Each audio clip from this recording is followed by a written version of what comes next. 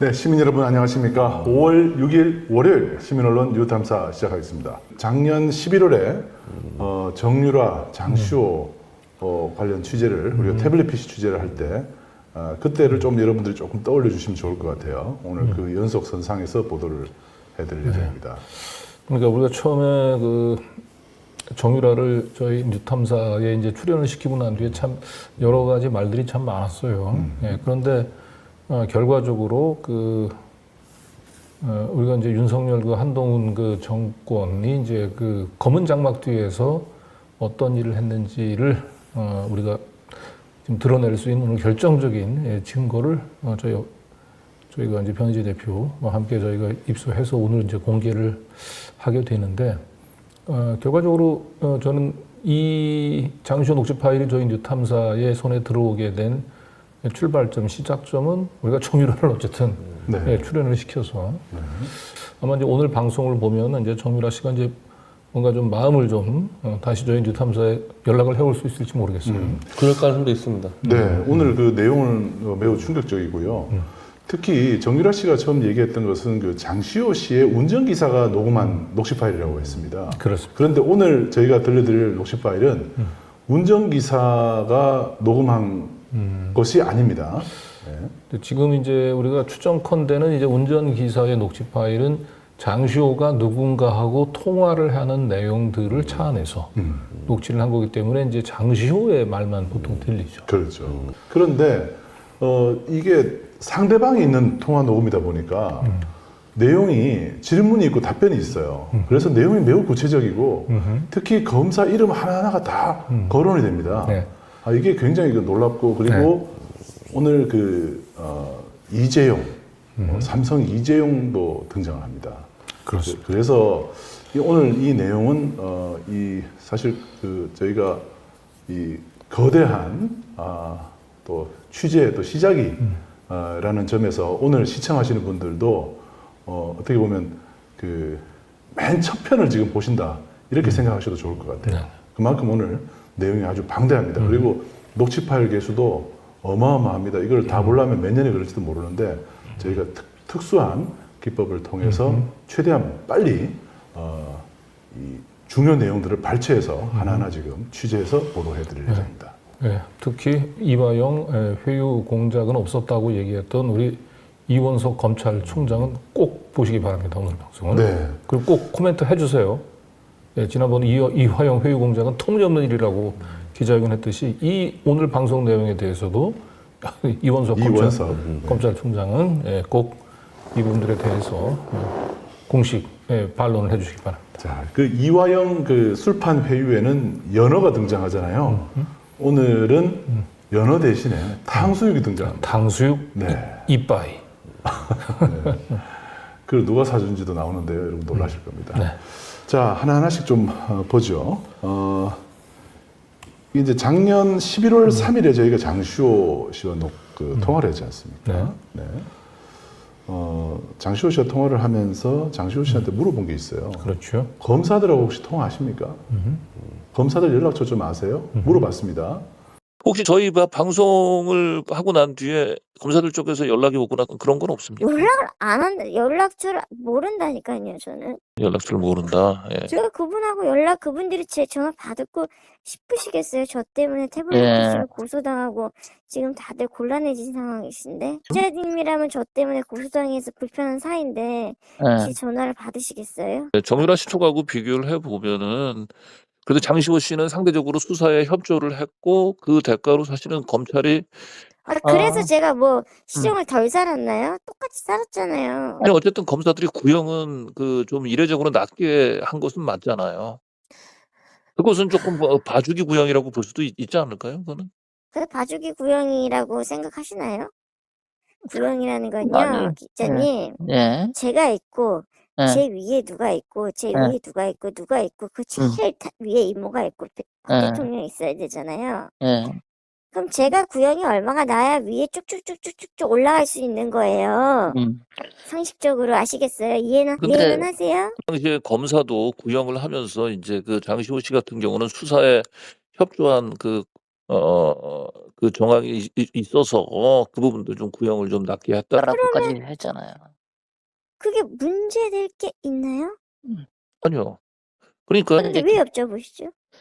객관적으로 그러니까 수사에 협조한 대가로 검사들이 봐주기 구형한 것은 객관적인 사실 아니냐라고 물어보는 뭐 겁니다. 그렇다고 해도 네. 저는 그 수사에 협조해도 무엇을 해도 어쨌든 똑같이 1년 6개월을 살았어요. 여기 이제 제일 중요한 부분은 검사들하고 연락 저 모른다. 자기는 연락 뭐 안 한다. 그죠? 그리고 뭐 검찰에 이제 수사에 협조한 대가로 이제 봐주기 구형을 한 게 아니냐. 나중에 이제 법정 구속을 되긴 했습니다만은 굉장히 구형량이 1년 6개월이죠. 그래서 상당히 이례적으로 낮은 구형이거든요. 네. 근데 그리고 뭐 법원에서 더 길게 선고를 해버렸죠. 그래서 어떤 장시호 씨가 작년 11월 달에 저한테 했었던 이 두 가지 얘기. 나는 검사들 연락처 모른다. 그 다음에 봐주기 구형 아니다. 이 두 가지는 이제 오늘 방송 보시면 장시호 씨 본인 입으로 이걸 부정하게 될 겁니다. 네. 여기 이제 다시 들어보니까 또 새롭게 들리는 게 중에 하나가 내가 수사에 협조했어도 무엇을 했어도 내가 형은 살긴 살았지 않냐. 이렇게 얘기를 하는 것도 좀 이상해요, 말이.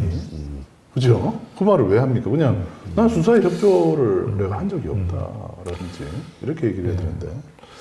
그리고 아마 이제 이제 오늘 이런 식의 이제 보통 이제 통상적인 녹취 파일이 공개가 되면 검찰은 그 증언자의 이제 증언을 이제 좀 폄하하죠.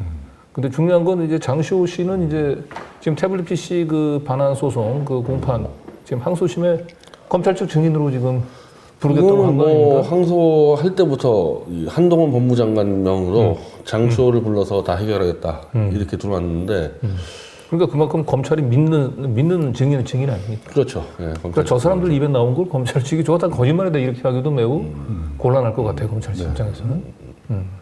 자, 그런데 연락처 모르고 자기는 연락도 안 한다고 했던 사람이 그때 정유라 씨가 이걸 캡처해서 저희한테 제보를 했었죠. 유진 언니가 장시호를 얘기한 거죠. 유진이 이제 장시호 씨 그렇죠. 이름입니다. 네, 유진 언니라고 되어 있습니다. 요 사람이 장시호 씨가 김영철 특검 검사님이라고 연락처를 저장하고 있어요. 그렇죠. 그래서 자기가 저장한 이 정유라 씨가 이제 검사 연락처를 알려달라고 하니까 이제 저 번호를 준 거죠. 예. 근데 저 번호는 이제 제가 2016년도에 요 김영철 검사가 특검에 파견가 있을 때, 국정농단 특검 파견가 있을 때 제가 통화했었던 번호가 있거든요. 네. 그거랑 비교를 해봤는데 다른 번호예요. 번호가 달랐어요.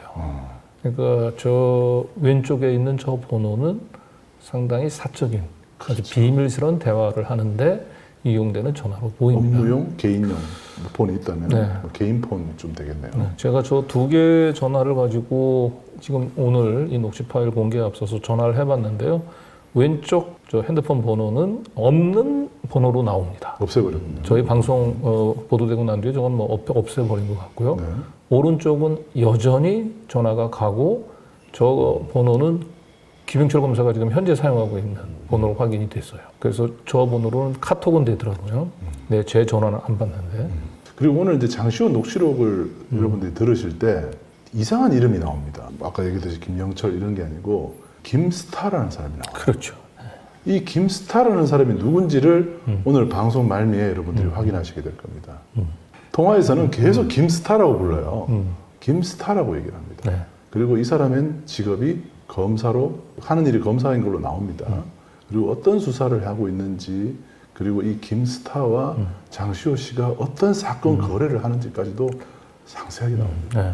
얘기를 안 해도 이미 다 시청자도 짐작하셨을 거예요. 네. 이 김스타는 이제 김영철 검사를 얘기하는 거고요. 그렇죠. 예. 그동안은 이 김영철 검사하고 이제 그 불륜설이 많이 돌았었잖아요. 예.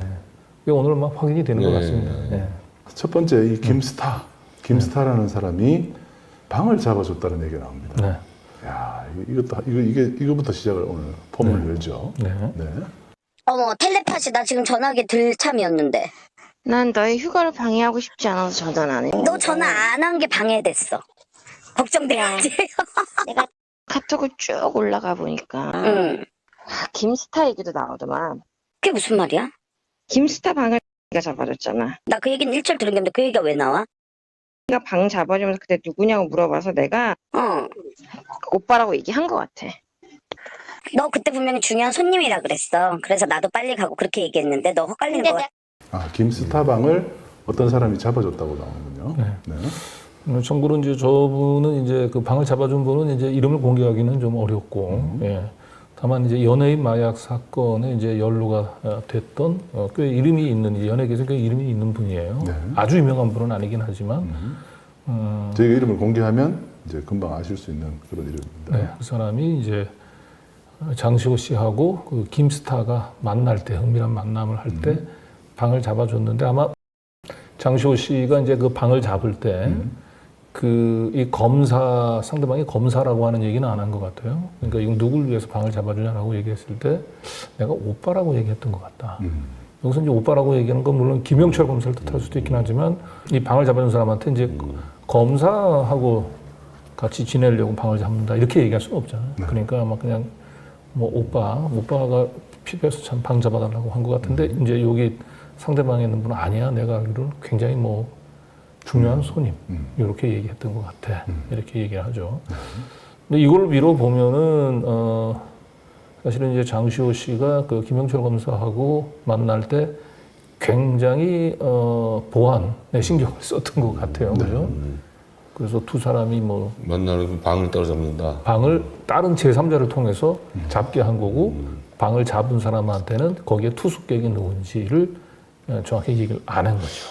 근데 그거는 김영철 검사에 대한 뇌물 소지가 될 텐데. 본인 스스로 이제 돈을 내고 잡은 게 아니라면 이건 뭐 그냥 대가성이 딱 떨어지니까 최소한 뭐 청탁금지법 위반은 적용이 될 것 같죠. 네. 이게 이제 시점을 이제 정확하게 좀 한번 말씀드려야 될 것 같은데 2020년 9월 19일입니다. 네.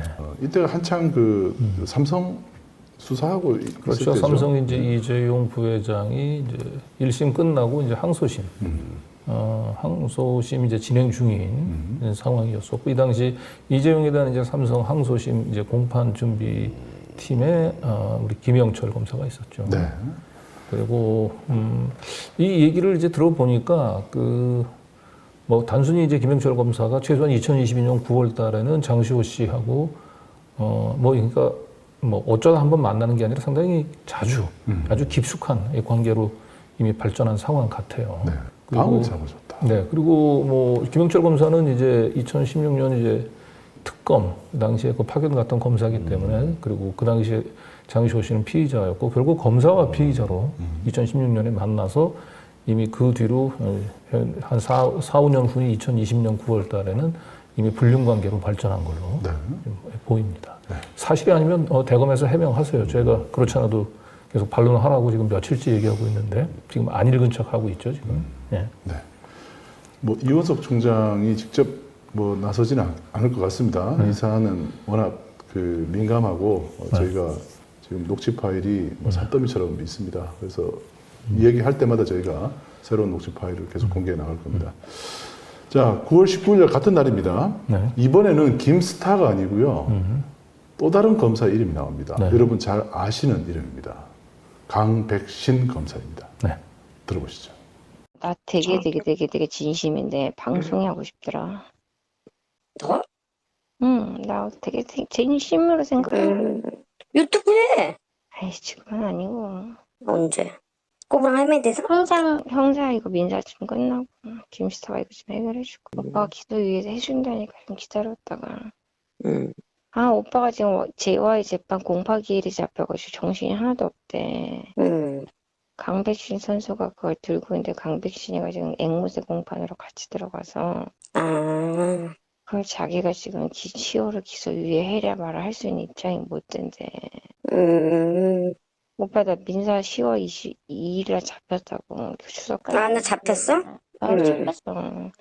오빠네도 기소유예 안 해주면 나 또 민사로 끌고 결국 형사로 가야 된다고. 근데 강백신 선수가 갖고 있다, 강프로가 갖고 있다가 뭐 자기네들이 지금 JY 부서로 옮겨갖고 다른 데로 가서 그 서류가 어딘지 찾아야 되고. 저쪽 뭐 얘기하더라고. 아, 너도 진짜 항상 아니죠, 너무 괴롭힌다. 그러니까 우리는 안 재봐. 또 그랬지. 뭐야, 그 목소리는? 아니 여보세요. 내일 모레 재판 공판 기일이라고 말씀드렸잖아요. 아, 진짜? 아니, 재화이고 나발이고. 제이와이고 나발이고는 아니지. 나라에 지금 중대사한 일이. 안 그러니? 됐고. 너 코드는 언제 올 거야? 나 25일에 뺄 건데 또 이질하고 있었지. 오 마이 갓. 오쿠도 가면 뭐해? 그 흡연방밖에 더 가냐며. 야, 야, 25일이면 곧이야. 아, 이 말을 빨리 하고 굉장히 그 말을 톤을 낮춰서 조심스럽게 얘기를 하죠. 네, 너무 중요한 내용이 많습니다. 네. 이게 우선 그 JY라는 부분은 바로 삼성 이재용 그렇죠. 회장을 얘기를 한 겁니다. 맥락을 이제 좀 이해를 하셔야 이제 이 대화를 정확히 파악을 할 수 있을 텐데, 이제 대략적으로 설명을 드리자면, 일단 이 삼성 그 검찰에 이제 삼성 특별수사팀이 이제 그 구성이 돼서요. 예. 일단 그 JY를 이제 그 이재용을 이제 확실히 좀 추가로 엮어놓기 위해서 새로운 이제 수사를 했던 것 같고, 그 수사에 근데 이제 뭐 장시호 씨 이름도 나온 것 같죠. 네. 그러니까 이제 장시호는 이제 그 기소유예로 이제 떨궈주고 이제 JY 이재용만 이제 확실히 이제 잡아 놓으려고 하는 것 같죠. 그런데 지금 워낙 지금 다른 일로 그 이제 김영철 검사가 많이 좀 바쁘고 하니까 지금 강백신한테도 기소유예 이걸 하라고 하는 얘기를 하지 못하고 있다. 이제 이런 설명을 지금 하고 있는 거예요. 네. 오빠가 기소유예 해준다 이런 말을 그러면서 이제 또 언제 올 거야? 뭐 또 저는 뭐 오크우드 오크우드 호텔. 오크우드에서 뭐 만나자 뭐 이런 얘기는 아마 김영철 검사하고 주고 받았었던 대화 내용들을 얘기한 거 아닌가. 그러니까 여기서는 보면 김영철 검사의 이제 그 불륜 관계로 발전한 김영철 검사와의 이제 사적인 인연을 활용을 해서 김영철 검사의 후배 검사인 강백신에게 사실상 기소유예를 대놓고 이렇게 청탁하고 있는 이제 이런 정황들을 그대로 보여주고 있는 거예요. 뭐 강백신이 이 기소유예를 뭐 청탁을 받았는지 실질적으로, 그리고 그런 청탁을 받고 실제로 기소유예 처분했는지 좀 더 저희가 취재를 해서 한번 알아보도록 하겠습니다. 네. 그 피의자가 검사한테 그 코맹맹이 소리로 오빠 우리 언제 봐 이 말을 할 수 있습니까, 여러분? 상식적으로. 그렇죠? 네. 오히려 검사가 시간 언제 되십니까? 조사받으러 언제 오시죠? 이렇게 연락을 하는 일은 있을 수 있어요. 그렇죠. 그런데 피의자가 검사한테 오빠 우리 언제 봐 이거는 좀 이상하잖아요. 근데 우리 저 특검에서 이제 처음 장시호 씨하고 김영철 검사가 만난 것 같은데 김영철 검사는 특검에서 어떤 역할을 특검 하고 이제 있었나요? 4팀에 있어서 4팀에서 어쨌든 태블릿 관련해서는 개통 수사했는데 뭐 그게 나중에 다 이 거짓과 주장으로 드러났었어요. 특검제 4팀이 바로 윤석열 한동훈이 있던 그 요주에 삼성과 태블릿을 수사했던 그 팀이에요. 삼성과 태블릿을 수사했었던 그 팀에 거의 그 당시에는 강백신도 거기 있습니다. 예, 강백신도 그쪽에 있었군요. 특검 4팀이고요. 그러니까 김영철 검사가 강백신보다 좀은 이제 선배죠, 그러니까 위죠. 예. 위죠. 예. 그러니까 이제 윤석열 그 사단이었었고 윤석열 사단에서 강백신 바로 위쪽에 있는. 그러니까 거기가 윤석열, 한동훈, 김영철, 강백신. 강백신 그렇게 이어지는군요. 그러니까 예. 강백신이 김영철 후배란 저는 그렇게 알고 있습니다. 그렇게. 네. 어쨌든 지금 얘기는 강백신이 지금 장시호 사건을 들고 있다는 거잖아요. 그렇죠. 그런데 김스타, 김영철 검사가 말을 잘 못하고 있다. 지금 그런 상황을 얘기를 저게 아마 이제 항소심이면요, 그 삼성 영재센터 얘기하는 것 같아요. 맞습니다. 삼성 영재센터. 관련해서 장시호 역견인 건 삼성 영재센터거든요. 네. 이게 오늘의 이제 핵심적인 내용이에요. 네. 이 부분이 이제 그 동안에 검찰에서 피의자 또는 피고인을 상대로 해서 그 회유 공작, 뭐 플리바기니 흔히 얘기하는, 그러니까 이제 그런 온갖 불법과 탈법적인 방법으로, 강압적인 방법으로 회유하고 얼르고 해서 자신들에게 필요한 증언을 이제 얻어내는 그 과정들이 이제 적나라하게 이제 있는데, 아마 요 통화했던 요 시기가 그 사실은 이제 삼성 이재용하고 그 특검에서 이제 삼성 이재용을 구속한 뒤에 기소하기는 했습니다만, 그 뒤로도 사실 특검팀하고 이제 그 이재용하고 상당히 이제 그 유무죄를 놓고 상당히 팽팽한 긴장감이 감돌 났죠. 뭐 대부분에 가서 파기환송도 되고, 그래서 추가로 뭐 그 제일 모조박하고 이제 합병 불법 합병을 통한 이제 불법 승계로 이제 추가로 이제 기소도 하고, 그래서 어쨌든 삼성하고 검찰이 굉장히 자존심 경쟁을 이제 벌이고 있는 상황에서 그때 이제 공판을 책임졌던 검사가 이제 김영철 김영철 검사가 팀장을 팀장이었죠. 맡았는데 뭔가 이재용을 확실히 굴복시키기 위한 뭔가의 하나의 카드가 필요했고 그 카드를 장시호 씨가 쥐고 있었던 것 같아요. 그렇죠. 그래서 장시호 씨로부터 이재용을 굴복시키기 위한 이제 그 증언을 이제 끌어내기 위해서 이제 김영철이 좀 집요하게 이제 장시호 씨를 이제 압박해 들어가는 맞습니다. 예, 이제 그런 장면들이 이제 하나씩 나올 겁니다. 네, 이재용의 약점을 요구하고 있는 김영철 검사의 모습입니다. 자, 너의 주관적인 생각이 필요해. 나의 주관적인 냉철? 아주 어려운 문제야. 별로 안 어려울 것 같아 왠지. 어려워. 오케이. 내가 월요일날 김스타를 만나는데 어렵다 시작부터. 내가 JY에 대해서 뭘 알아. 그 얘기를 해달라는데 해야 될까 말아야 될까. 고민할 것도 없이 너무 나는 삼성에서 죽으면 안 되는 거지. 당연하지. 근데 이 오빠는 내가 알고 있는 걸 알아.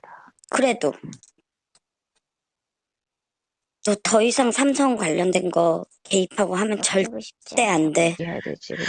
당연하지. 너 나한테 물어봐줘서 진짜 땡큐야. 절대 안 돼. 나는 네가 알고 있는 걸 아는데 너를 불러서 조사하고 싶진 않대. 우회적인. 얘기하고 넘어가면 좋겠대. 개인적으로 얘기하고 넘어간다는 말 자체가 굉장한 모순이야. 그럼 오빠가 나를 지켜줄 거냐고.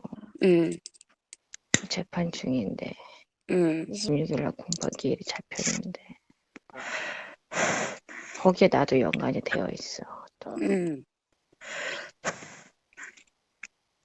그냥 너무 걔랑 나랑은 이상하게 너무 많이 겹쳐. 그러니까 지금 공판인데 너 이번 본재판에 정식으로 너 부르고 할 일은 없잖아. 이번 주는 제일모직이니까 나랑 상관없지. 제일 합병 사건이. 근데 내가 굉장히 큰 핸디캡을 알고 있어 지금. 이유 불문하고 알지?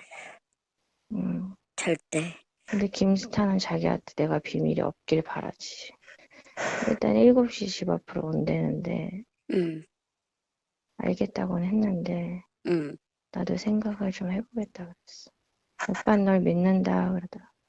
믿는다면은 널 지켜줘야지. 너 입에서 나오게 말 나오게 하면 안 되지. 근데 왜 여기 네가 끼어있냐 이거지. 알고 있었다며. 그러니까 긴지 아닌지 확인을 해달라는 거지. 그래서 너한테 내가 이 얘기를 되게 말할까 말까 고민을 많이 했어.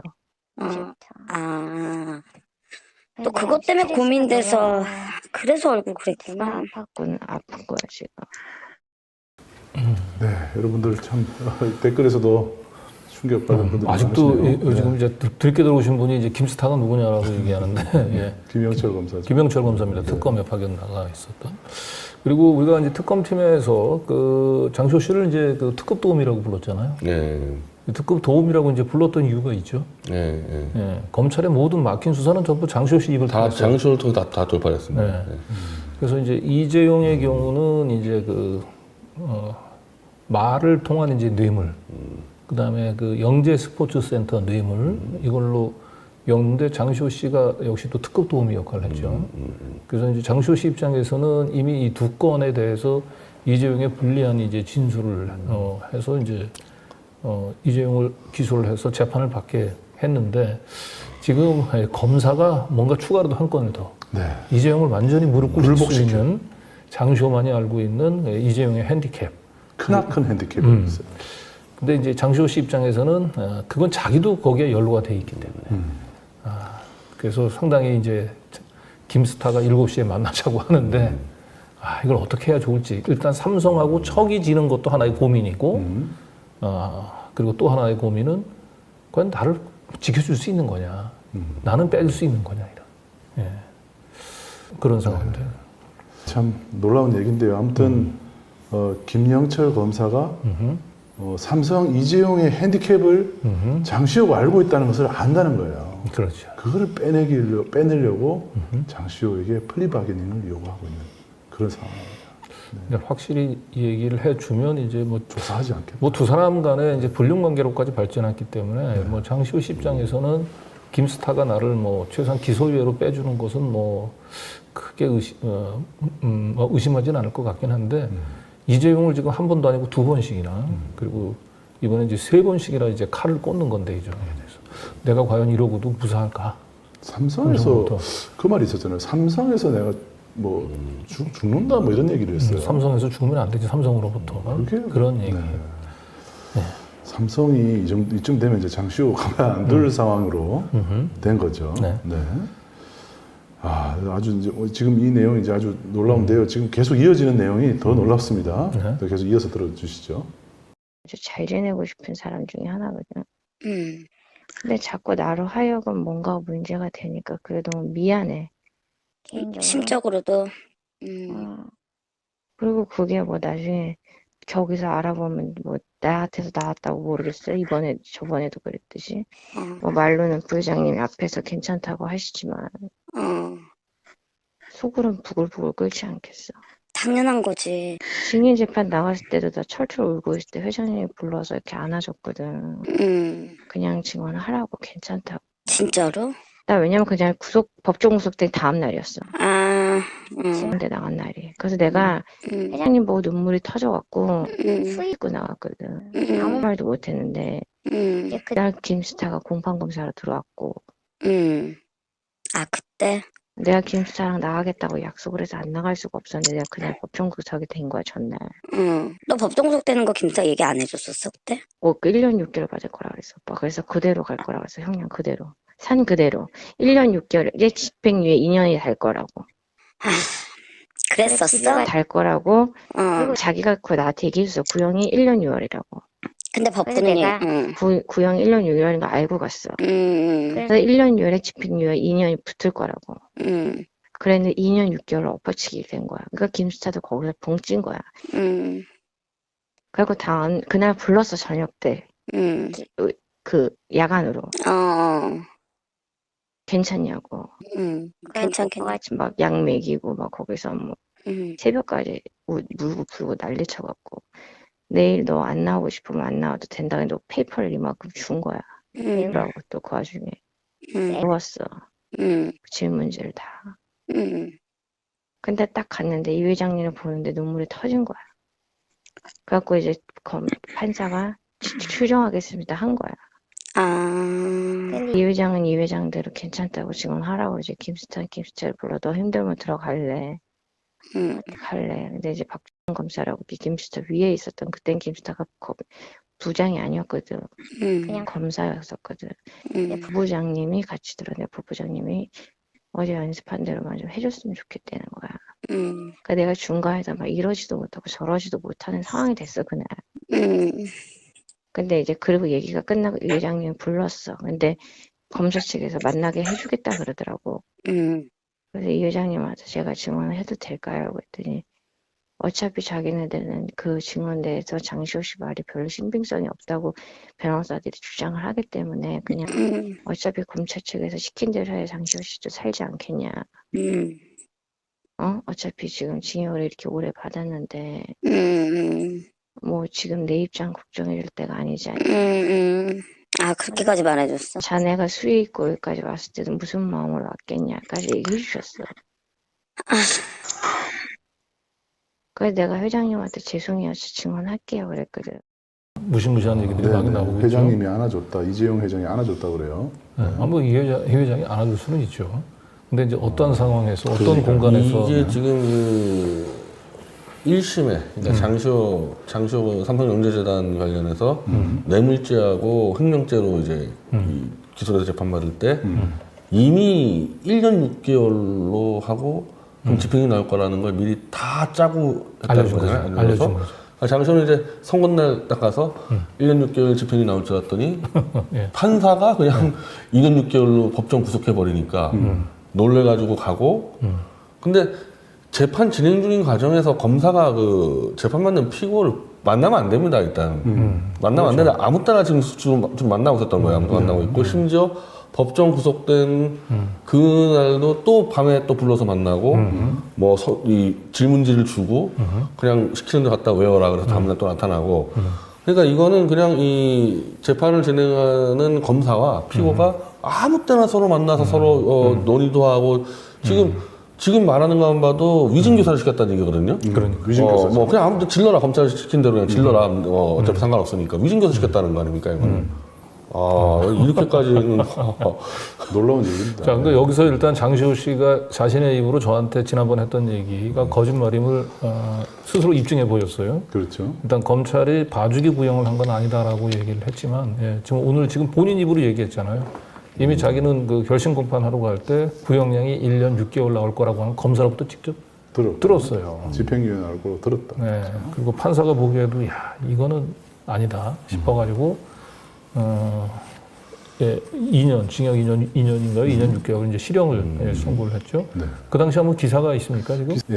법정 구속됐다면서 플리바게닝에 제동을 걸었다는 얘기까지 나왔어요. 네. 이게 이제 2017년 12월 7일이에요. 그러니까 요때 법정 구속되고 난 뒤에 검사가 불러가지고 그 다음에 있는 이재용 공판에 대비해가지고 자료를 주면서 이건 좀 외워라. 마음이 좀 안 되긴 했지만 이제 그렇게 부탁을 했다는 거죠. 여기서 이 사건에서 이게 확실히 확인해야 될 게요. 삼성영재센터가 이른바 이제 삼성으로부터 16억 원을 받는 과정에서는 박근혜와 이재용이 뇌물을 받은 거다 이렇게 돼 있어요. 그래서 거기에서 이제 장시호는 공범으로 돼 있는데 그거는 사실 장시호 입장에서는 큰 범죄가 아니죠. 박근혜, 이재용이 거래하는데 뭐 실무로 뛴 거기 때문에. 장시호 범죄는 뭐였냐면은 그 돈을 개인 횡령해 버렸던 거거든. 이건 그렇죠. 개인 비리예요, 개인 비리. 맞아요. 이건 개인 비리인데 이걸 그냥 다 봐주려고 그랬던 거죠. 맞아요. 정확하게 역시 뭐 우리 태블릿 PC하고 이제 특검 관련해가지고는 전문가예요. 그럽니다. 일단 그때 구형하고 그 선고 그게 어떻게 기사가 나왔는지 한번 이것도 한번 보시죠. 검찰이 봐준 게 명확하지 않습니까? 보통 검찰의 구형량이 더 높습니다, 항상. 그리고 법원은 그보다 낮춰서 선고를 하죠. 그런데 검찰이 1년 6월을 구형을 했는데 법원에서는 아니 2년 6월이야라고 선고를 더 올려서 선고를 해버렸습니다. 네, 그 이유는 결국 이제 삼성의 뇌물로 동계 영재 스포츠 센터를 만들었는데 그걸로 인해서 가장 이득을 많이 본 사람은 장시호였다. 근데 법원이 보기에도 가장 이득을 많이 본 게 장시호인데 검찰이 장시호를 제일 낮은 구형을 하니까 이거는 아니다 싶어서 사실 검찰의 의도를 간파한 거죠. 플리바게닝에 제동을 걸기 위해서 2년 6개월의 실형을 그냥 선고한 거죠. 장시호 씨는 이제 검사들만 믿고 지내다가 완전 청천벽력 그걸 이제 만난. 그 플리바게닝이라고 이제 추측성 기사예요. 이건 그냥 제목으로 그냥 해버렸네요. 한국에서는 플리바게닝이 불법입니다. 저렇게 하면 안 돼요. 저렇게 하면은. 이미 지금 김영철과 장시호는 수많은 불법을 저질렀어요. 자, 이 다음에는 여러분들이 이화영 사건을 생각해야 됩니다. 이화영 술판 회유 사건과 거의 흡사한 사건이 을 장시호가 직접 얘기를 합니다. 근데 교도관들이 원래 못 만나게 하나 증언이랑 그거랑 근데 교도관한테 나가 있으라 그러고 불렀거든. 이 회장이랑 만나게 해주라고. 이 회장이 저기서 만난다고. 그래서 내가 왼쪽을 보면 김수사 때문에 울고 있고 오른쪽을 보면 이 회장 때문에 울고 있고 막 이제 김수사는 밑으로 손으로 사인 보내고 울지 말라고 툭툭 치고 있고 이 회장은 이 회장대로 손바닥으로 이렇게 툭툭 치고 있고 그러니까 막 내가 너무 힘들었어 그날. 나 그냥 옷도 못 바꿔 입고 나왔어. 수의 입고 나왔어. 너무 어지러워서 바지가랑이를 못 끼워 넣었고. 그래갖고 티셔츠를 못 입겠다고 바지가랑이를 넣었는데 티셔츠를 못 입겠다 그냥 수의 달라 그래서 수의 입고 나갔어. 그래서 처음 내가 수의 입고 나간 날이 그날이야. 맨날 사복 입고 나가다. 근데 이 사건이 이렇게 오다가 몰래 파헤치니까 여기에 나랑 또 엮인 게 나온 거야. 근데 그럼 내가 또 조사를 받아야 돼. 아니 그러니까. 근데 이게 지금 계속 엮여서 나올 거라는 거는 예상은 하고 있었을 거 아니야, 김수타는. 난 알고 있지, 김수타는 알고. 그러니까. 안 한 거지. 변호사는 너 진짜 이러다 된다. 뭐라 그래, 변호사. 이랑 왜 엮이냐. 교도관 내보내고 이재용 만나게 하는 거죠. 그래서 여기 근데 이재용을 이제 만나게 하는 걸 어느 공간인지를 이제 정확히 장시호 씨가 그 묘사를 하지는 않는데 시점상으로 보면 법정 구속이 된 직후인 것 같죠. 법정 구속이 된 직후에 검사가 그 장시호 씨하고 이재용 부회장 결국 이제 공범 관계에 있는 사람들이잖아요. 이 두 사람을 만나게 했다는 거죠. 맞습니다. 그리고 그걸 만나게 하기 위해서 교도관들을 또 밖으로 불러서 나가게 하고 일단 공범들끼리 만나게 하면 안 돼. 이거 자체가 불법이에요. 지금 김성태, 이화영 이렇게 앉혀놓고 있는 상황하고 비슷한 거예요. 네. 그리고 자기가 이렇게 한편으로 보면은 우리 김스타가 또 딱 보이고 또 오른쪽으로 보니까 또 이재용. 근데 저는 저기서 울었다 그랬잖아요. 이재용을 보고 울고 김영철을 보고 또 울고 있어요. 네. 이 상황이 뭔가 이상해요. 네. 그러니까 뭔가 모르지만 이제 이재용 부회장하고 그 장시호 씨가 이제 만나는 그 공간 속에서 그 한쪽을 보면은 김영철 검사도 보였던 것 같아요. 그리고 자기 이제 맞은편 쪽에는 이제 이재용 또 부회장도 보이고 이제 그런 순간에 이제 말하자면 이제 그 검사들은 장시호로 하여금 이제 그 이미 이제 그 다음 이재용 그 공판 때 뭐 어떤 증언을 해야 될지 자료를 충분히 주고 이제 암기 연습을 시킨 거란 말이에요. 그런데 사실은 이제 이재용에 대한 개인적인 미안함 때문에 흔들리는 장시호를 뭔가 좀 다잡게 하기 위해서 이제 이재용하고 이제 사전 면담 시간을 이제 막 갖게 했던 것 같아요. 그러니까 온갖 불법들, 교도관 이재용을 만나는 공범 관계에 있는 이재용을 만나는 가운데서 교도관들을 밖으로 불러내게 한 것도 불법이고, 그래서 공범들끼리 만나서 얘기를 나누게 한 것, 그걸 한편에 검사가 그걸 그대로 방치했다는 거잖아요. 이 사건은 이제 이 김영철이 아마 기소 검사일 테고 이지용이 피고인일 거고, 그렇죠. 장시호가 증인인데 네. 이 세 명이 지금 따로 만났다는 겁니까? 원래 재판에서 이제 서로 다 다퉈야 될 사람들이 셋이 따로 만났다는 거 아닙니까? 네. 그러니까. 아, 참 이거 완전히 그냥 엉망진창으로 판사가 이걸 이걸 알았다면 과연 어떻게 판결했을 것인가? 근데 이 상황은 이제 2017년 상황이죠. 2017년도에 자기가 이렇게 해서 어쨌든 JY를 어쨌든 이재용을 엮는 이제 그런 역할을 뭐 한 건데, 지금 그 뒤로 이제 3년이 흘러서 이제 2020년도에 이제 다시 이제 삼성하고의 2라운드 공방이 이제 붙었는데, 여기서 JY가 많이 뻗팅기니까 다시 한번 이제 JY를 무릎 꿇리게 하기 위해서 장시호를 네가 아는 그 결정적인 카드를 내놔라. 네. 근데 제가 볼 때는 그 카드를 가지고 이재용을 기소할 추가로 기소하려고 하지는 않았을 것 같아요. 망신 주는 거죠. 굉장히 망신이요. 당신이 계속해서 이런 식으로 뻗팅기고 유죄를 인정 안 하면 우리 이거 깐다. 라고 하면 압박을 하면서 이재용을 아마 무릎을 꿇리려고 하지 않았을까. 맞습니다. 예. 오늘은 저희가 다 알려드리지는 못하는데 예. 후속 취재를 통해서 알려드리도록 자, 하겠습니다. 네. 이원석 검찰총장 이거 잘 보고 계세요. 예, 검찰에서는 이런 일이 일어나지 않는다고 얘기를 했는데, 당신들의 선배인 그 윤석열, 그리고 동기인 한동훈, 그 밑에 있는 당신의 휘하에 있는 김영철 검사가 저지른 일이에요, 이게. 이 당시는 이제 중앙지검장이 윤석열이고 한동훈이 3차장일 때입니다. 2017년도면. 네. 자, 이화영 그때 한번 그림 한번 다시 한번 회상을 한번 해보죠. 이런 일이 벌어진 거예요. 검사가 여기 있고, 그죠? 여기 이런 데서 교도관 내쫓고. 네, 이제 여기는 이제 이화영 경우는 그 검사실 맞은편에 창고방에 이화영 부지사가 이제 가면은 항상 쌍방울 관계자들이 항상 저 창고에 대기하고 있다가 자기가 오면은 이제 그 밑에 검사 사적 공간이라고 있는 곳 있잖아요. 네. 그쪽으로 내려가서 그 공범들끼리 만나서 이미 이제 검찰에 이제 매수가 됐던 김성태 쌍방울 회장이라든지 쌍방울 관계자들이 이화영을 회유하도록 그 저 검사 사적 공간에 몰아놓고 검사는 이제 살짝 빠져줄 거라는 거죠. 예, 이런 식으로 이제 회유를 했다는 건데, 이원석 검찰총장은 저런 일이 있을 수 없다는 거 아니에요. 저런 일이 있을 수 없긴 뭐가 있을 수 없어. 계속 했잖아요. 계속 했는데, 네. 뭐 검찰이 마치 뭐 굉장히 이런 부분들에 있어서 엄격하게 법을 지키고 있는 것처럼 더 이상 거짓말하지 마세요. 그리고 당장 저희 방송과 관련해서 감찰을 실시하거나 아니면 저희 방송 보도가 마음에 들지 않으면 압수수색을 나오세요. 자신 감찰을 하려면 이건 윤석열 한동훈을 감찰해야 되는 상황인데, 이건. 그렇죠. 네.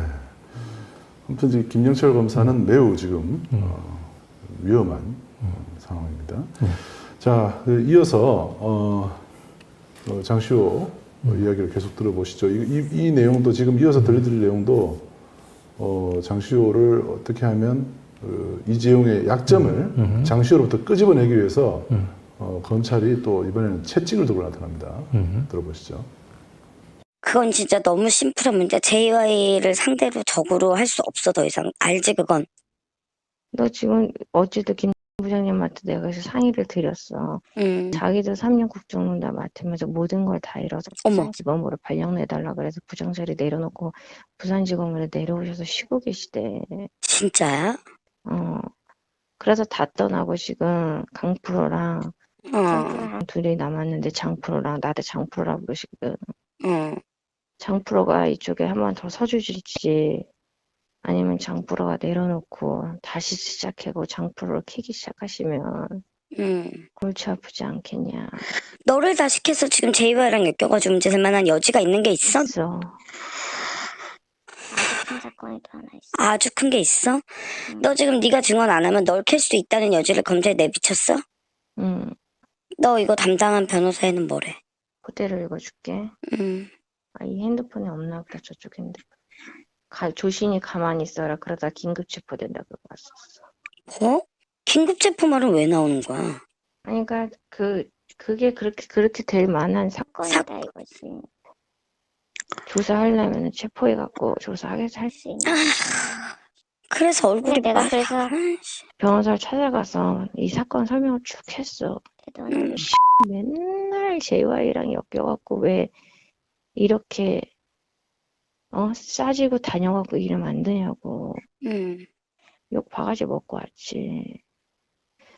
나는 너가 만약 이 사건이 열려도 변호받지 않을 거라고 그렇게 얘기하더라고. 자기는 삼성 상대로 더 이상 안 할 거라고. 틀린 말이 아니지. 얘기를 해주든지 그러고 나가든지 아니면 끝까지 숨기든지 둘 중 하나 네가 선택하라고. 검찰의 이제 가장 네. 더러운 뭐 사법 거래를 그러니까요. 네.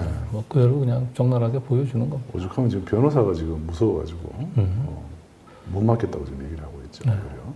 상대방이 또 이제 삼성과 관련된 삼성과 척을 져야 되니까. 네. 그리고 JY하고 그 장시호 씨 둘이 동시에 얽혀 있는 굉장히 큰 사건을 지금 검찰이 냄새를 맡았던 거죠. 긴급 체포될 수 있다는 얘기까지. 그 장시호 씨가 하잖아요. 이제 그걸 협조를 하지 않으면은 당신 이제 처벌될 수 있다라고 하는 거를 이제 암시하고 있다는 거고. 여기 보면요, 검사가 얼마나 노련하냐면 보통 프로라는 말은 검사들끼리 서로를 부를 때 프로스큐터잖아요. 그래서 프로, 김프로, 장프로 이렇게 부르는데 장시호한테 검사, 보통 이제 기자들한테도 이제 프로라는 말을 많이 부르긴 불러요, 검사들이. 이제 그걸 상당히 뭐냐면 나랑 같은 급으로 좀 대해줄게라는 그런 의미가 있죠. 장시호를 검사처럼 불러주면서 장프로, 장검사 이렇게 부르는 거 똑같은 거예요. 장검사 이렇게 부르면서 지금 얘기를 나누고 있는 겁니다. 네. 이 당근과 채찍을 양쪽으로 기분 약간 좋게 했다가 또 겁주다가 뭐 이러고 있는 거예요. 네. 자, 지금 이 얘기는 그냥 사법 피해자가 하는 얘기가 아니고 검찰 측 증인입니다. 검찰의 특급 도움이었었던 장시호 씨의 증언이에요. 이제 이걸 염두에 두시면서 검사 여러분들은 이 방송을 시청하시기 바랍니다. 네. 자, 그리고 이어서 이재용. 심지어 플리바겐과 관련된 얘기죠. 네, 이제 저는 개인적으로 이 부분이 제일 충격적이었어요. 한번 들어보시죠. 네, 여기서는 이재용이 뭐라도 후다를 까야 재판 쪽에 유리해지는. 그치. 그래서 나는 개인적으로 이 회장님한테 더 이상 피해를 드리고 싶지 않거든. 너 마음이 그런 것도 중요하고 안 돼, 절대. 아니, 내가 삼성이 무서워가 아니라 무슨 말인지 이 알아. 회장님 자체가 나한테 너무 따뜻하게 대해주셔서 인간적으로도 너는 JY 상대로 더 그러고 싶지 않다는 거잖아. 그럼 그것만으로도 충분히. 김수찬은 언제든지 나한테 검사로서 다가올 수 있는 사람이거든. 다시. 검사는 뼛속까지 검사인 거야. 맞아. 그리고 본인 시키지 않겠지만 나를 다른 사람한테 내 사건을 넘길 수는 있겠지.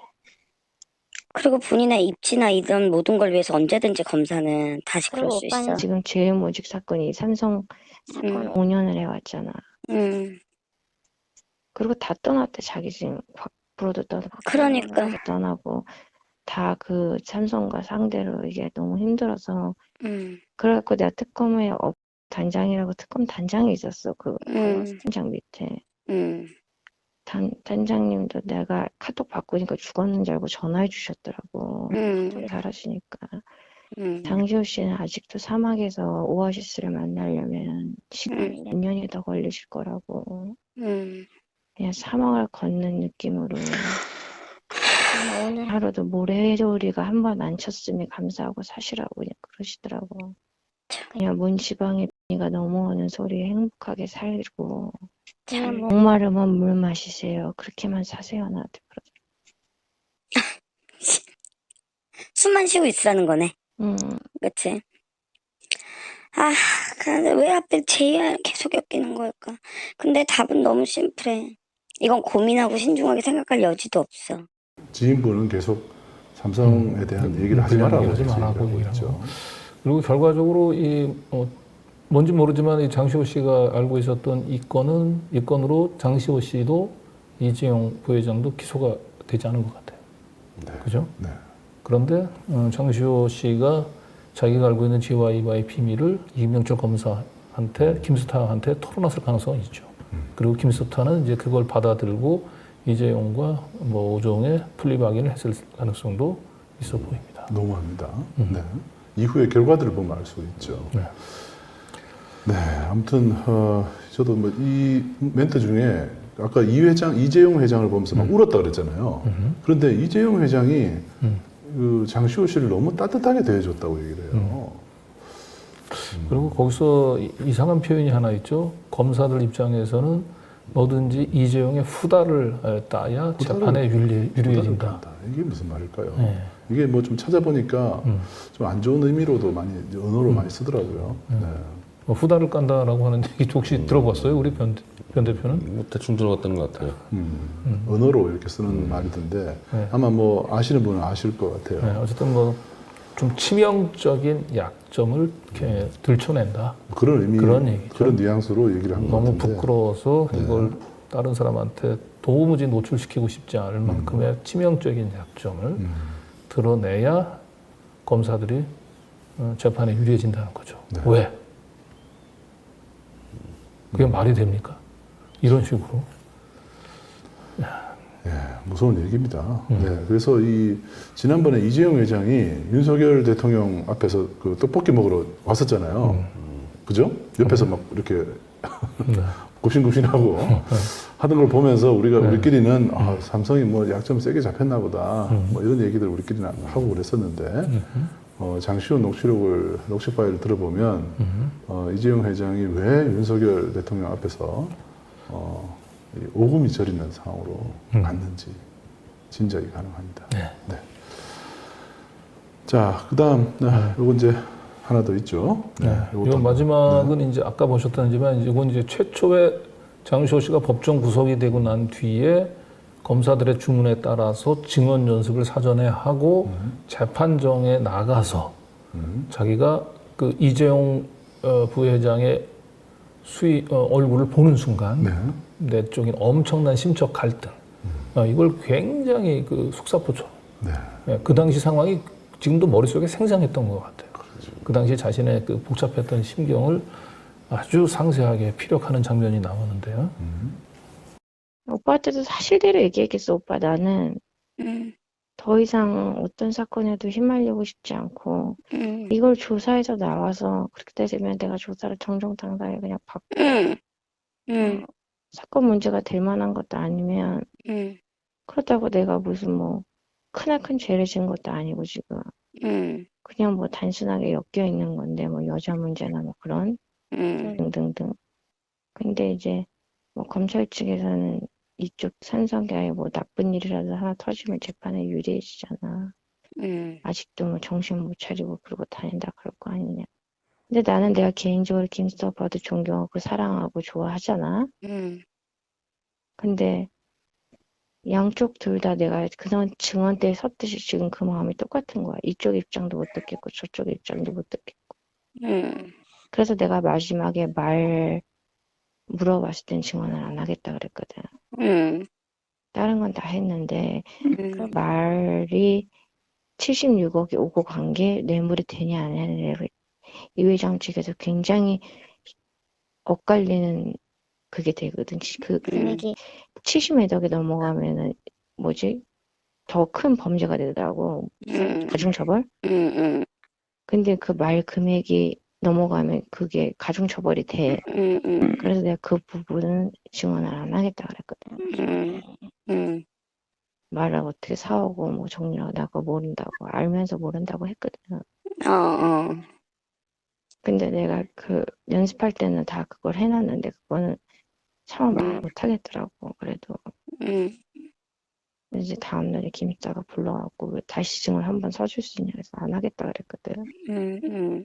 그래 너 너무 힘들었다. 그래 내가 너무 이렇게까지 했는데 더 부탁하는 건 아닌 것 같다.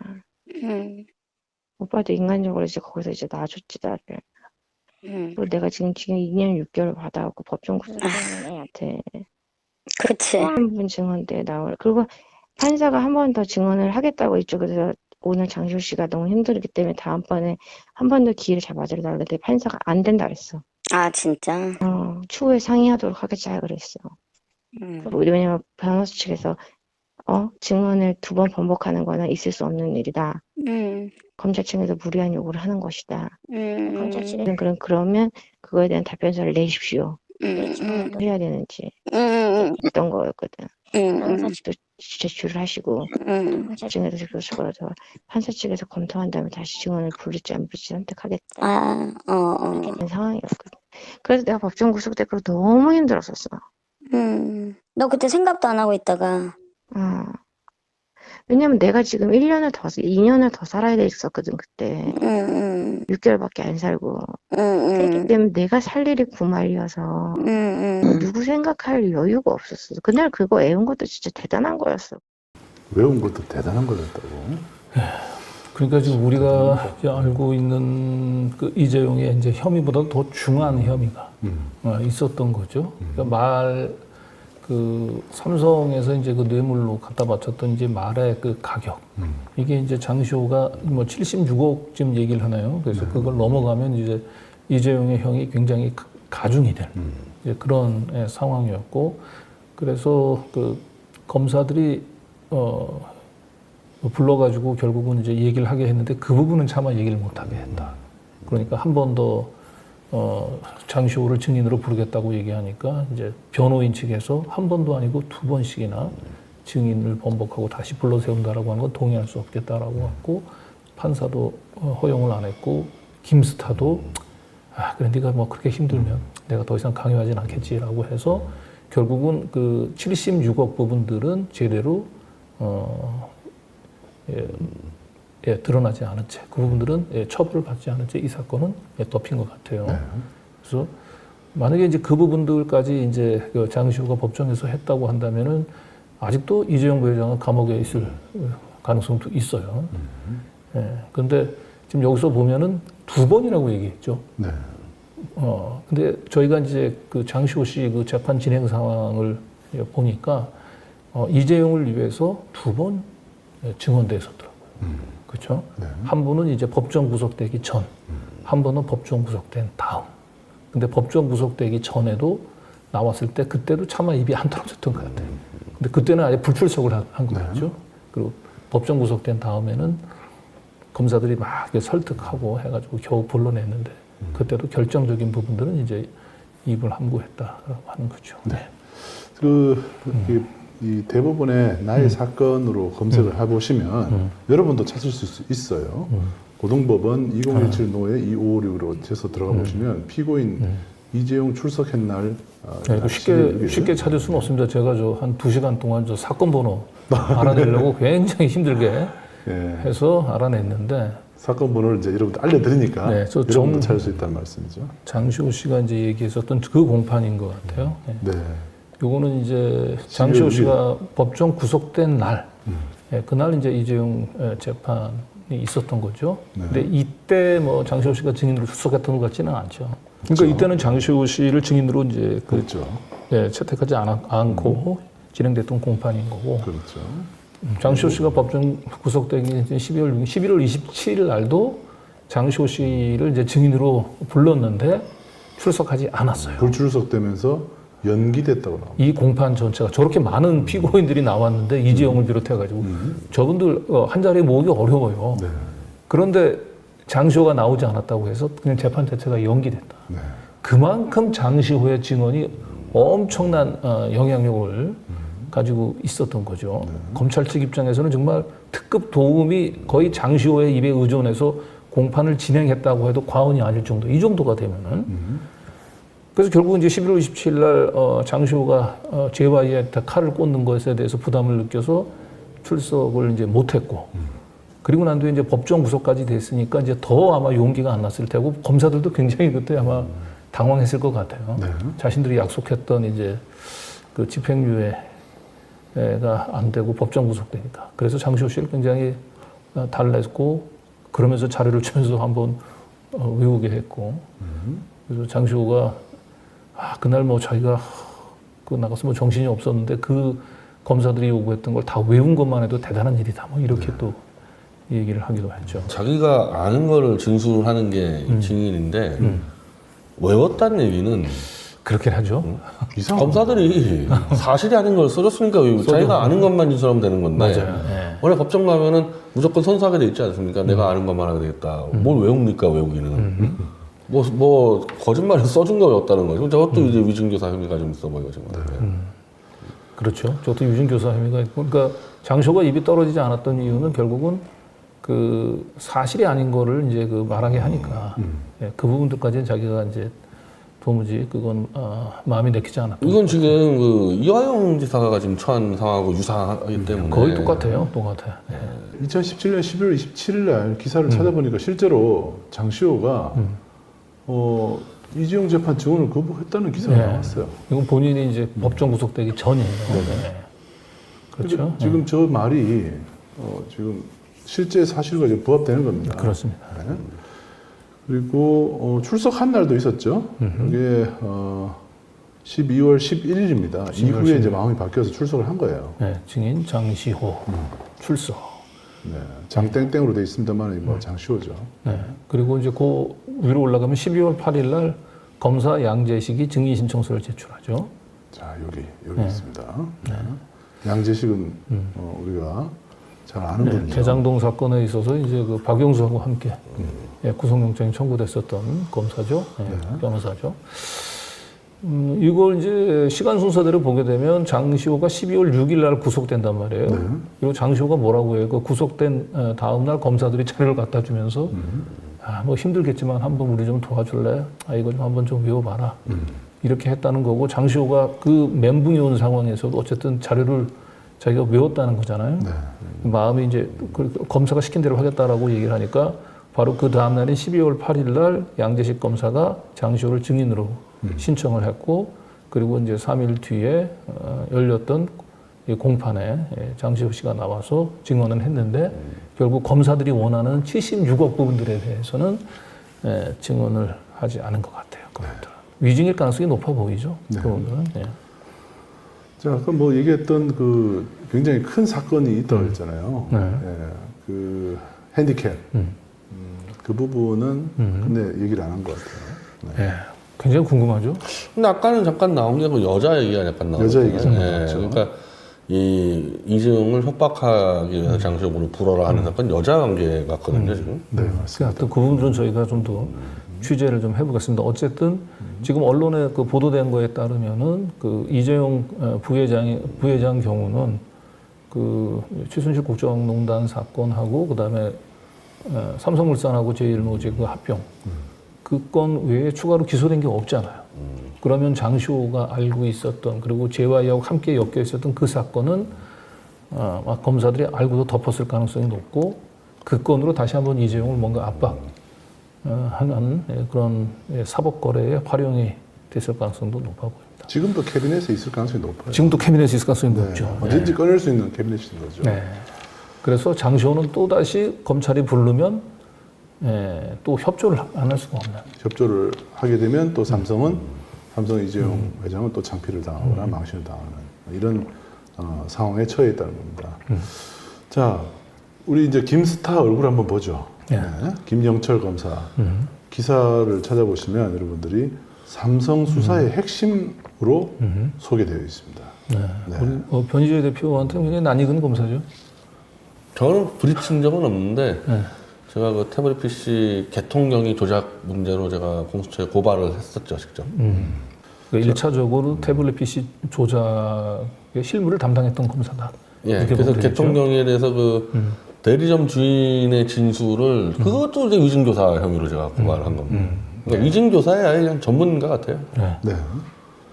그리고 이 김영철 검사는요, 이따가 이제 장시호 씨가 직접 얘기를 합니다. 오빠가 그 목포 출생이다. 그리고 딱 얘기를 해요. 실제로 보면 목포입니다. 목포고, 목포 영문고 나왔죠. 서울대 법대고요. 그리고 최순실 국정농단 특검 파견검사로 되어 있습니다. 네.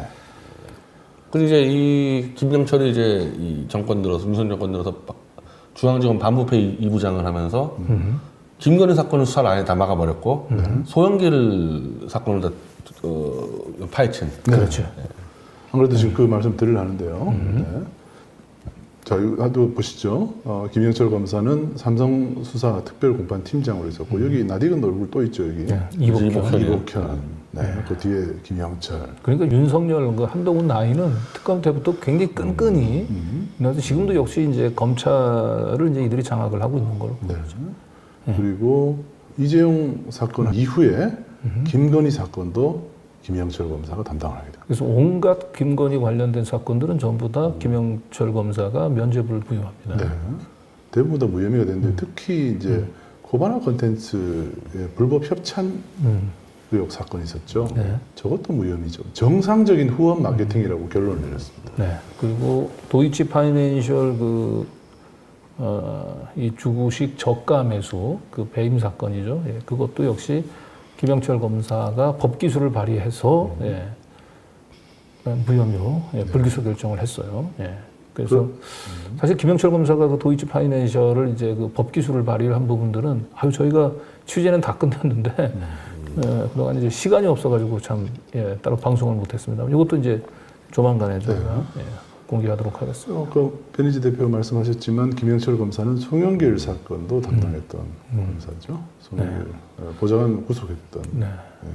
그러니까 결국은 이제 윤석열, 한동훈 검찰 이 사단에 있어서 그 거의 그 윗분들의 지시에 아주 충실한, 충복한 전형적인 정치 검사라고 볼 수 있을 것 같아요. 네. 자, 이제 지금부터는 태블릿 PC 얘기를 좀 해보죠. 아마 이 부분이 이제 제일 궁금하셨을 것 같아요. 장시호 녹취 파일에 태블릿 PC 얘기도 좀 나오는 거 아니냐. 나옵니다. 나와요. 네, 저희들이 지금 이제 전체 다를 지금 보지를 못해서 그런데 하나를 찾았어요. 그래서 오늘 이거를 변희재 대표 계실 때 한번 같이 들어보고 이 의미가 뭔지를 여러분들에게 설명을 해드리겠습니다. 2020년 8월 16일자 녹취 파일입니다. 네. 야, 근데 그 레스토랑 갈 때만 해도 그 레스토랑 같이 한 애가 실제 꼬마애야. 알지, 나 알겠지, 이러네. 야, 근데 걔가 그때 돈이 없었거든? 그 대마초 화장품 팔아갖고 또 노방 났다니까? 대박 났어? 벤틀리가 세 대나 있어 지금 너. 그래. 그거 뭐 때문에 그렇게 된 건데? 그 화장품. 아니, 그 화장품이 왜? 화장품이 아니라 다이어트 약이래. 근데 그게 진짜 효과가 있어? 그런가 봐. 와, 왜냐면 내가 그러고 나서 필딩 갔잖아. 그때까지는 우리 카드 칠 때도 거의 돈이 거의 없었거든. 정확한 건 그런데 미국에서 허가 났지만 한국에서 허가 나지 않은 거래. 지네가 뭐 한국에서 총판을 받았다고 해서 파는데 그거는 법인 설립이랑 그걸 다 확인해 봐야 된다는 거지. 야, 걔가 너 사진 갖다 협박까지 했어? 미친. 김스타. 가 소개시켜준 게 서진이야. 그래서 내가 너 김스타랑 그거 다 터뜨리겠다고 나한테. 그땐 내가 옥수발이한 애가 걔밖에 없었고 걔한테밖에 말을 할 수가 없었거든. 거기서 이제 내가 깨강이 된 거지. 그래서 내가 사건이 터졌을 때 태블릿 PC랑 숨겨준 게 어머, 진짜. 아무도 도와준다고 하지 않았을 때. 그래서 나한테 고마운 건 있어. 시계랑 막 그때 막 금고에 있던 거 현금이랑 걔가 다 숨겨놨었었어. 그때 10월 나는 너가 친구라 나 압수수색 받아도 돼 괜찮으니까 나한테 맡겨 그러더라고.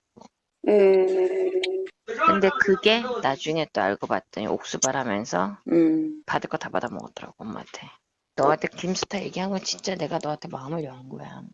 그러니까 그런 거 같더라 정말. 근데 더 중요한 건 지금 이제 다 끝났으니까 뭔가 새로운 스토리가 시작돼야 되는 내가 타이밍이긴 어제 그 하잖아. 얘기했지. 뭐라고?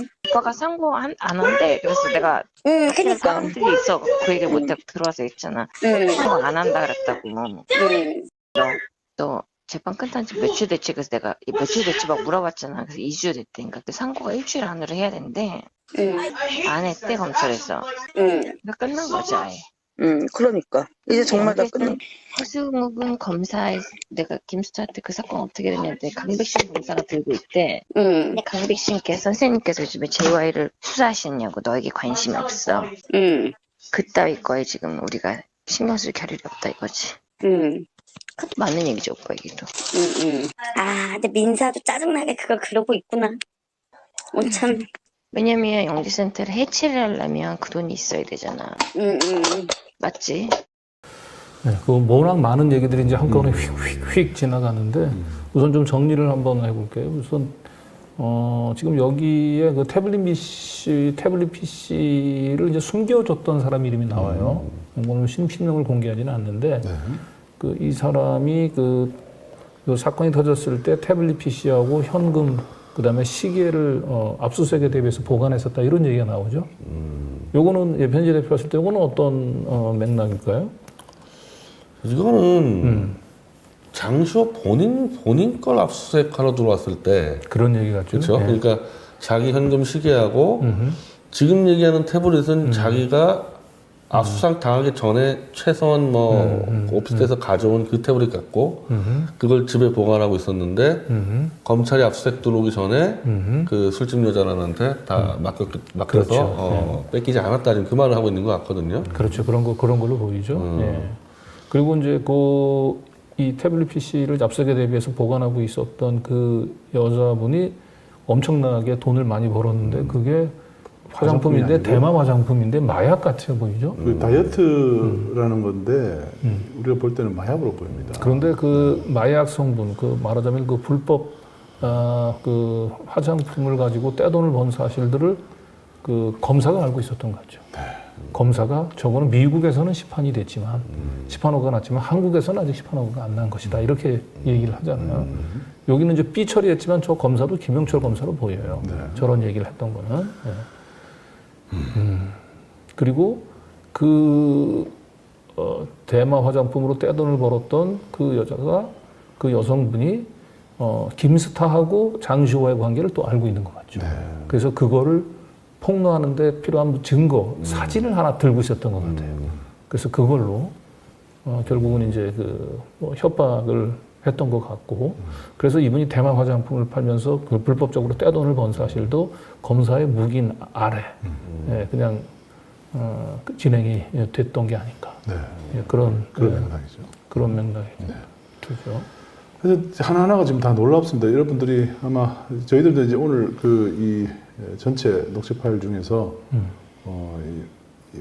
이제 공적인 이 사적 통화잖아요. 그런데 이 공적 관심사에 해당되는 부분에 한해서 저희가 지금 공개를 하고 있는 겁니다. 그리고 방금 전에 나온 또 녹취에서 우리가 잊지 말아야 될 것은 뭐냐면 장시호 씨가 이제 동계 그 영재 그 스포츠 영재 센터 그 건으로 이제 기소가 돼서 아니 이제 그 건으로 이제 추가로 이제 수사를 받고 있던 상황이었던 것 같은데 아까 얘기했던 대로 최순실 씨가 이제 결국은 이제 삼성을 압박해서 이제 돈을 받아내서 동계 영재 스포츠 센터를 만들었는데 그 만들어진 돈을 중에 그 스포츠 센터의 돈 중에 상당액을 제 기억에는 한 5억 정도 가까이 되는 돈을 장시호 씨가 횡령을 했잖아요. 근데 그 횡령했던 거는 아마 추가로 기소를 안 한 것 같아요. 그건 봐준 것 같고 기존에 이제 그 장시호 씨가 기소가 돼가지고 이제 법정 구성됐던 그 사건. 그 사건은 이제 항소심이 끝나고 난 뒤에 검찰에서 상고를 아예 안 했다. 그런 것 같죠. 상고를 포기해가지고 그냥 이제 형이 확정되게 만들고 그리고 또 한편으로는 이제 그 동계영재 스포츠센터에서 횡령했던 부분들 같은 경우는 뭐 적당히 또 김스타가 막아준 거로 또 의심이 됩니다. 네.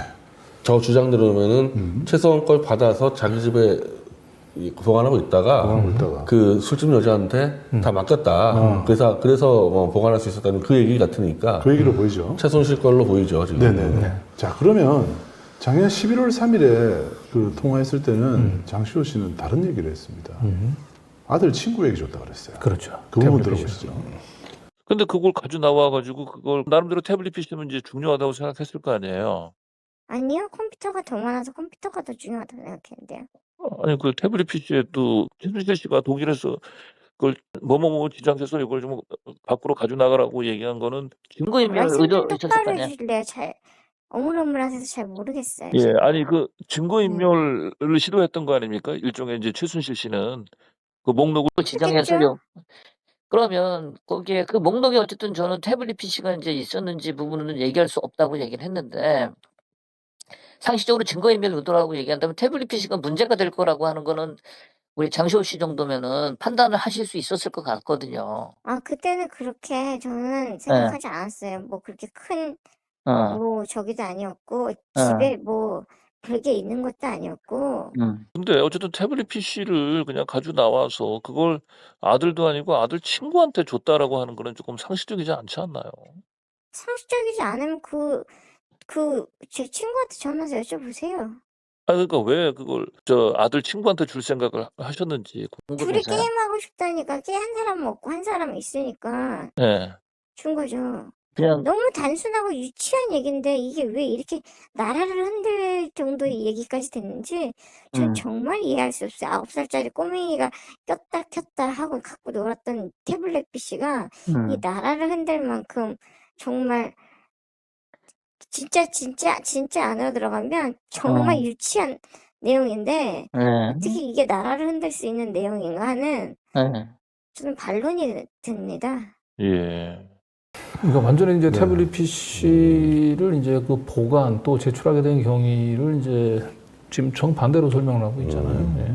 저때 이제 작년 11월 달에 저한테 했던 거는 최순실 씨의 이제 부탁을 받아서 거기서 태블릿 PC를 가지고 나와가지고 실제로 거기서 가지고 나왔는지 어쨌는지는 모르겠어요. 어쨌든 가지고 나왔는데 그 아들 친구한테 아들 친구가 이제 그 태블릿 PC가 없으니까 같이 게임이나 하라고 하면서 9살짜리 꼬맹이한테 준 걸 이제 나중에 이제 확인하고 이제 특검팀에 이제 제출했다 수소문해서 그런 얘기를 하고 있는 건데 지금 이 통화 녹취에서는 아예 압수수색에 대비해서 태블릿 PC를 좀 뭔가 빼놨었다 이런 얘기를 하죠. 그렇죠. 근데 특검의 공식 발표는 어떻게 됐나요?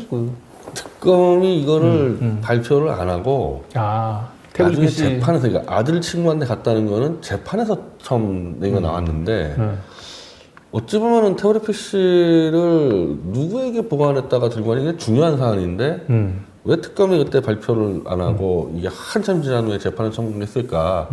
뭔가 사정 변경이 생겼을 거라고 저는 생각을 했었는데 지금 이거와 맞물려 보면은 자 어쨌든 현재 그 태블릿 PC는 최서원의 비서 걸로 확인돼 있습니다. 비서. 네, 안 비서로 확인돼 있는데 그거를 특검이 이미 최서원 사무실 압수할 때 이미 저는 특검이 압수했다고 봐요. 압수를 했는데 이걸 이제 장시호가 가져온 걸로 연출을 해야 되니까 저는 어느 순간에 이걸 장시호 쪽에 건네줘서 네가 다시 가져와라 이거를 시켰을 때 저는 지금 이 상황을 보면은 그때 그 술집 여자하고는 되게 가까웠던 사이에서 믿고 맡겨서 이 술집 여자에다 주고 가져왔다 얘기하면 될 텐데 중간에 배신했다 그랬잖아요 지금 중간에 배신했다고 그 배신을 하니까 이 자칫하면은 이제 이 여자가 와서 뭐 말 바꾸고 골치 아파지니까 이걸 아들 친구들로 바꿔치기를 한 게 아닌가. 갖고 있던 사람을 바꿔버렸거든요. 네, 갖고 있던 사람을. 네. 그리고 또 하나는 이제 한동훈에 대한 얘기예요. 한동훈에 대한 얘기인데 이제 지금까지 김스타 얘기였고 이제 한동훈에 대한 얘기인데 한동훈이 그때 장시호 얘기됐던 것 중에 하나는 아이스크림 있었죠. 아이스크림. 예. 아이스크림. 그 아이스크림 관련된 녹취가 있습니다. 그걸 듣기 전에 이걸 먼저 알아두시고 한번 들어보시죠. 그 2020년 7월 19일 이 통화가 있던 시점 즈음입니다. 이때 장시호는 한동훈에 대해서 굉장히 걱정을 해요. 걱정을 하면서 한동훈 정말 큰일 났다. 저 사람 저렇게 놔두면 큰일 난다. 이거 안 된다. 그 기사를 찾아보니까 검언 유착 의혹 관련해서 녹취록이 막 공개되고 있던 시점이었어요. 채널의 이동재 기자의 이제 강요미수 사건. 네. 그것 때문에 장시호가 크게 걱정을 하고 있습니다. 네. 자, 2020년 7월 21일 장시호의 그 아이스크림, 한동훈과의 아이스크림 인연에 대해서 말하는 부분입니다. 네, 들어보시죠. 그 한동훈 검사가 나랑 1살 차이야. 고3 때 사법고시를 1차로 패스한 사람이다. 얼마나 똑똑한 사람인데. 어머. 7, 8년생인데 지금 검사장이야, 너. 아니, 근데 이번에 왜 어머. 근데 그런 사람이 너 지금, 쓰러지는데. 얼마나 지금 무서운 상황인 거야. 어머. 야, 현대고등학교 나왔어. 그래서 나랑 선후배하고 특검에서 만나고 둘이서 왁수하고 뭐 선후배라고 또 얼마나 또 탕수육을 이빠이 시켜주고 너, 그러니까 내가 지금 검사님 걱정하는 거잖니. 그래서 나 지금 그렇지, 생뚱날 걱정.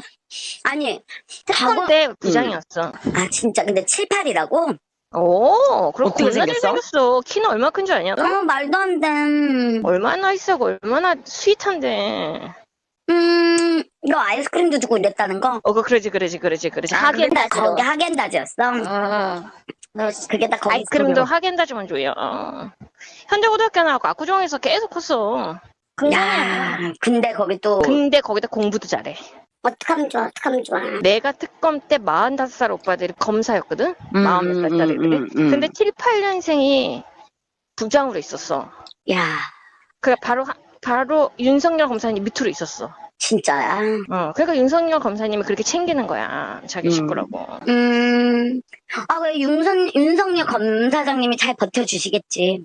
윤석열 이 빨갱이 월드에서 정말, 너무 무서워. 근데 부산으로 자천을 시키셨다라고 그러니까 보호하려고. 근데도 그렇게 공격을 하더라고, 지금. 정권에서. 너무 무서워. 근데 진짜 숨도 크게 쉬면 안 돼. 진짜 윤석열 검사님의 멋진 모습을 봤기 때문에. 왜? 그분도 코카콜라밖에 안 드시잖니, 너. 그러니까 백곰, 코카콜라 순천 알지, 너. 곰돌이가 스케이트 타는 거. 똑같아. 싱크로율 100%야. 진짜야. 너 실제로 봤어? 아니, 나는 수십 번 봤지. 편지 썼잖아. 그때 손편지 썼다고 뭐 난리 났었잖아. 왜? 또 헤어지는 게 아쉽다고 미친년이 검사랑. 그 와중에? 너 그때 손편지 써서 그래가지고 그게 그거야? 대박이다, 진짜. 그 당시 왜냐면 윤석열 검사님이 박근혜 정부 때 좌천이 돼서 쫙 그래. 있다가 이 특검에서 부활하셔서 오셨던 거야. 그랬기 때문에 그때는 그냥 부장 아니라 뭐였지? 팀장님이었어. 단장처럼? 근데 갑자기 그 중에 지검장이 되시고 이렇게 쭉쭉쭉 올라가신 거야. 야, 그렇게 그때였구나. 검사님들이 지금 다 부장님이 돼 있고. 윤석열 한동훈 나왔습니다. 이때는 시점이 이제 2020년 7월 달이고요. 그 이재용 그 부회장 건 관련해 가지고 이제 그 압박을 받기 한 석 달 전이거든요. 네. 그리고 특검 때 시절을 떠올리면 너무 이분은 즐거운 것 같아요. 그리고 그 당시 윤석열 한동훈 검사만 생각하면 너무 즐거운 거예요. 그렇게 나이스하고 스윗한 검사가 없고 나이도 78년생이에요. 그렇게 5살이나 속였습니다. 네. 73년생이죠 원래는. 한동훈 나이는 모를 수가 없고 현대고등학교 8년 차인데 8년 차 선후배인데 나이는 모를 수가 없는데 한동훈이 거짓말하지 않았을까요? 거짓말한 것 같아요. 네. 한동훈이 7, 8년생이라고 거짓말. 학교 같이 다녔잖아. 73년, 이랬을 것 같아요. 73년생인데 네. 자기가 73년생인데 7, 8년생이라고 그러고 내가 1년 선배다 이렇게. 그러니까 학교 같이 다녔다 이런 얘기를 했으니까 지금 1년 선배라고 지금 아는 거잖아요. 고3 때 41차 패스했다 뭐 이런. 고3 때 사실처럼? 그러니까 이거는 근데 그 장시호 씨가 그 나하고 통화할 때도 그 한동훈에 대해서 과도한 좀 신격화 영화가 돼 있더라고요. 그래서 똑똑하고 멋있다. 이게 몇 개가 이제 팩트가 잘못되는데 그걸 그대로 자기는 믿어. 그걸로 사실로 믿고 있더라고요. 예. 근데 어쨌든 여기서 중요한 거. 탕수육. 탕수육 이빠이 시켜줘. 탕수육 이빠이. 탕수육도 이빠이 들어가는데 뭐 연어하고 술 정도 못 들어가겠습니까? 탕수육 이빠이는 곱빼기란 뜻인가요? 아니면 배 터질 때까지 먹겠다는 건가요? 뭔가요 이게? 하여튼 탕수육 이빠이의 그 뜻은 이게 여러 의미가 아니 있습니다. 혼자서 탕수육을 시켜 먹을 수 있나요? 탕수육은 같이 먹는 거죠. 같이 검사하더라고. 술 시켜서 이빨이 맞았나 보죠. 탕수육만 들어갔겠어요? 자기가 따라주고 술 따라주고. 뭐 탕수육만 그렇게. 들어갔겠어요? 저 반주 혼자 먹는데 탕수육 이빨이가 말이 되냐고요. 네. 그러니까 탕수육만 들어간 게 아니고요. 탕수육만 들어가고 반주할 깐풍기도 들어가고 연태고 노래도 하고 뭐 했나 봐요. 다 들어갈 수 있는 상황이에요. 반주도 한잔 했겠죠. 곁들여서. 그러니까 뭐냐면 피고인, 이제 피의자, 피고인을 이런 먹는 걸로 왜냐하면 안에서는 도저히 먹을 수 없는 구치소 안에서는 먹을 수 없는 음식을 대접하면서 마음을 여는 거죠. 그리고 원하는 진술을 하게 만드는 거예요. 이쯤 되면 이제 우리 이원석 검찰총장은 좀 바꾸세요. 좀 연어하고 술이 도저히 반입될 수 없다라고 하는 이 스스로 만든 검찰의 신화, 오늘 완전히 깨져버렸습니다. 그것도 이원석 검찰총장이 존경하는 윤석열, 한동훈 검사. 이거 지금 이화영식 변호사하고 대충 연결이 되죠? 그대로 왜냐하면 이건 미디어체하고 뉴탐사가 하는 특종들은 무조건 외면하는데 일단 이 건은 지금 이 검찰총장이 아예 총대 맺고 꽤 많은 그 기득권 언론사에서 이 이화영 측 주장 거짓말 상당히 많은 음악이 올라왔거든요. 요거에 대해서는 나 설명해야 되는 겁니다. 그래서. 그러니까요. 맞습니다. 자, 지금 참고로요. 김스타, 김영철 검사 73년생입니다. 한동훈 73년생입니다. 그리고 뭐 요거는 지난번에 우리가 다 한번 태블릿 PC 하면서 했죠. 현대고등학교 그죠? 연결되어 있습니다. 뭐 김영철 검사는 현대고등학교는 아니고 목포에 하면서 고등학교. 네. 장시호 씨는 이제 이 방송 혹시 보고 있을 텐데요. 예. 좀 신화에서 좀 벗어나세요. 예, 한동훈 1년 선배 아닙니다. 6년 선배예요. 7, 8년생 아니고. 73년생입니다. 73년생이에요. 네, 오늘. 네, 그리고 고3 때 사실자 패스한 건 사실 아니에요. 너무 그 고3 때 40패스 했다고 하는 걸 그대로 설마 본인이 얘기했을까? 그 뭐 탕수육 그 한 그릇에 그렇게 너무 한동훈에 빠진 게 아닌가 고3 싶어요. 때 서울법대 그 입시 준비하기 바쁜데 40패스를 한다는 게 말이 됩니까? 네, 그렇게 그 분간을 못 하신 것 같아요. 네. 자, 우선 그 태블릿 PC 아이스크림 관련해서 한동훈과 인연에 대해서 장시호 씨가 지난번에 그때 11월 달에 이런 문자가 왔었죠. 네. 이런 단순한 일을 미디어에서는 마치 한동훈 장관님께서 제게 준 것처럼 말씀들을 하는데 한동훈 장관님 방에는 들어간 적도 없고 수시로 아이스크림 먹은 적도 없고 특검 조사 때 피고인들 교도관들이 너무 많아 거리에 앉거나 서서 도시락을 먹을 때가 많았고 마침 제가 복도에서 서서 먹을 때 한동훈 부장님께서 지나가면서 아이스크림을 줬다라고 얘기를 했는데 탕수육 어디서 먹은지 얘기 안 들어가 있죠. 네. 자, 이거 관련해서 직접 작년 11월 3일에 장시호 씨와 강진구 기자가 직접 통화한 내용도 있는데요. 같이 한번 들어보시죠. 어쨌든 그 특검 조사하는 과정에서 한동훈 장관하고는 한 번도 만난 적은 없나요? 그 아이스크림 그 주고받을 때 빼고는? 지난 아닐 때만 만났죠. 수갑차고 뭐 조사실 들어갈 때나 나올 때나 뭐. 아니 그러니까 따로 이제 조사를 받은 적은 없어요. 없으니까 그 급하게는 안 들어. 한동훈 부장님은 이재용 부장님 정도나 돼야지 상대를 하지. 저는 조사를 받은 적이 없어요. 예. 그래도 어쨌든 뭐고 현대고 선배고 그래서 그 현대고 선배라는 게 뭐가 중요하죠? 저랑 학교를 같이 다니지 않았는데 연배가? 뭐 그렇긴 해도 그 기자님은 동문이라면 다 그렇게 잘해주시나요? 전부 다? 아니요, 꼭 그렇지는 않죠. 근데 이제 정유라 씨 얘기를 들으면 한동훈 장관을 그냥 복도에서 그냥 우연히 그냥 지나다니면서 본 정도를 넘어서 뭐 좀 그걸 정유라가 어떻게 알고 있냐고요? 개인적인 친분이 좀 있는 것처럼 말씀을 하셨던데. 그걸 정유라가 어떻게 아냐고요? 저한테도 무슨 어떤 부장님, 어떤 차장님, 어떤 관원자 전화번호를 달리는데 저는 모르는데 아니 어디서 그러니까 듣고 와서 제가 안 돼요, 그 사람들이랑. 한동훈 장관이 제가 무슨 대통령입니까? 한동훈 장관입니까? 한동훈 장관이 검사로서 이렇게 만나보니까 굉장히 천재 같더라, 수사를 하는데 이런 얘기를 정유라 씨한테 했다면서요. 당연하죠. 그 나이가 기수가 지금 대통령님보다 기수가 높으신데 대통령보다 기수가 높지는 않죠. 근데 기수가 높아요. 내가 천재네요 그랬어요. 근데 사람들은 제가 무슨 한동훈 장관님과 함께 담소도 나누고 이야기도 하고 했다고 생각을 하는데 그 당시에 저 조사받을 때 네. 엄청 많이 울고 네. 엄청 힘들고 네, 장시호 씨가 3년 사이에 한동훈 장관의 나이를 이제 알게 된 것 같습니다. 나이는 알게 된 것 같은데 사실 기수는 기수는 여전히 이제 모르고 있는 것 같아요. 모르고 있는 것 같고. 근데 뭐 계속 이제 이 기자한테 얘기하는 거하고 자기 지인한테 얘기하는 거하고 지금 많이 다르죠. 네. 한동훈 장관은 뭐 굉장히 나이스하고 스윗하고 만날 때마다 탕수육도 이빠이 시켜주고 너무 즐거운 시간을 보냈는데 하겐다스도 한 번이 아니고 뭐 여러 번을 사줬다는 거 아니에요. 근데 한동훈 장관하고 제대로 말을 해본 적이 없다고 지금 특검 사무실에서. 동아일보 인터뷰 한번 보십시오. 여기 보면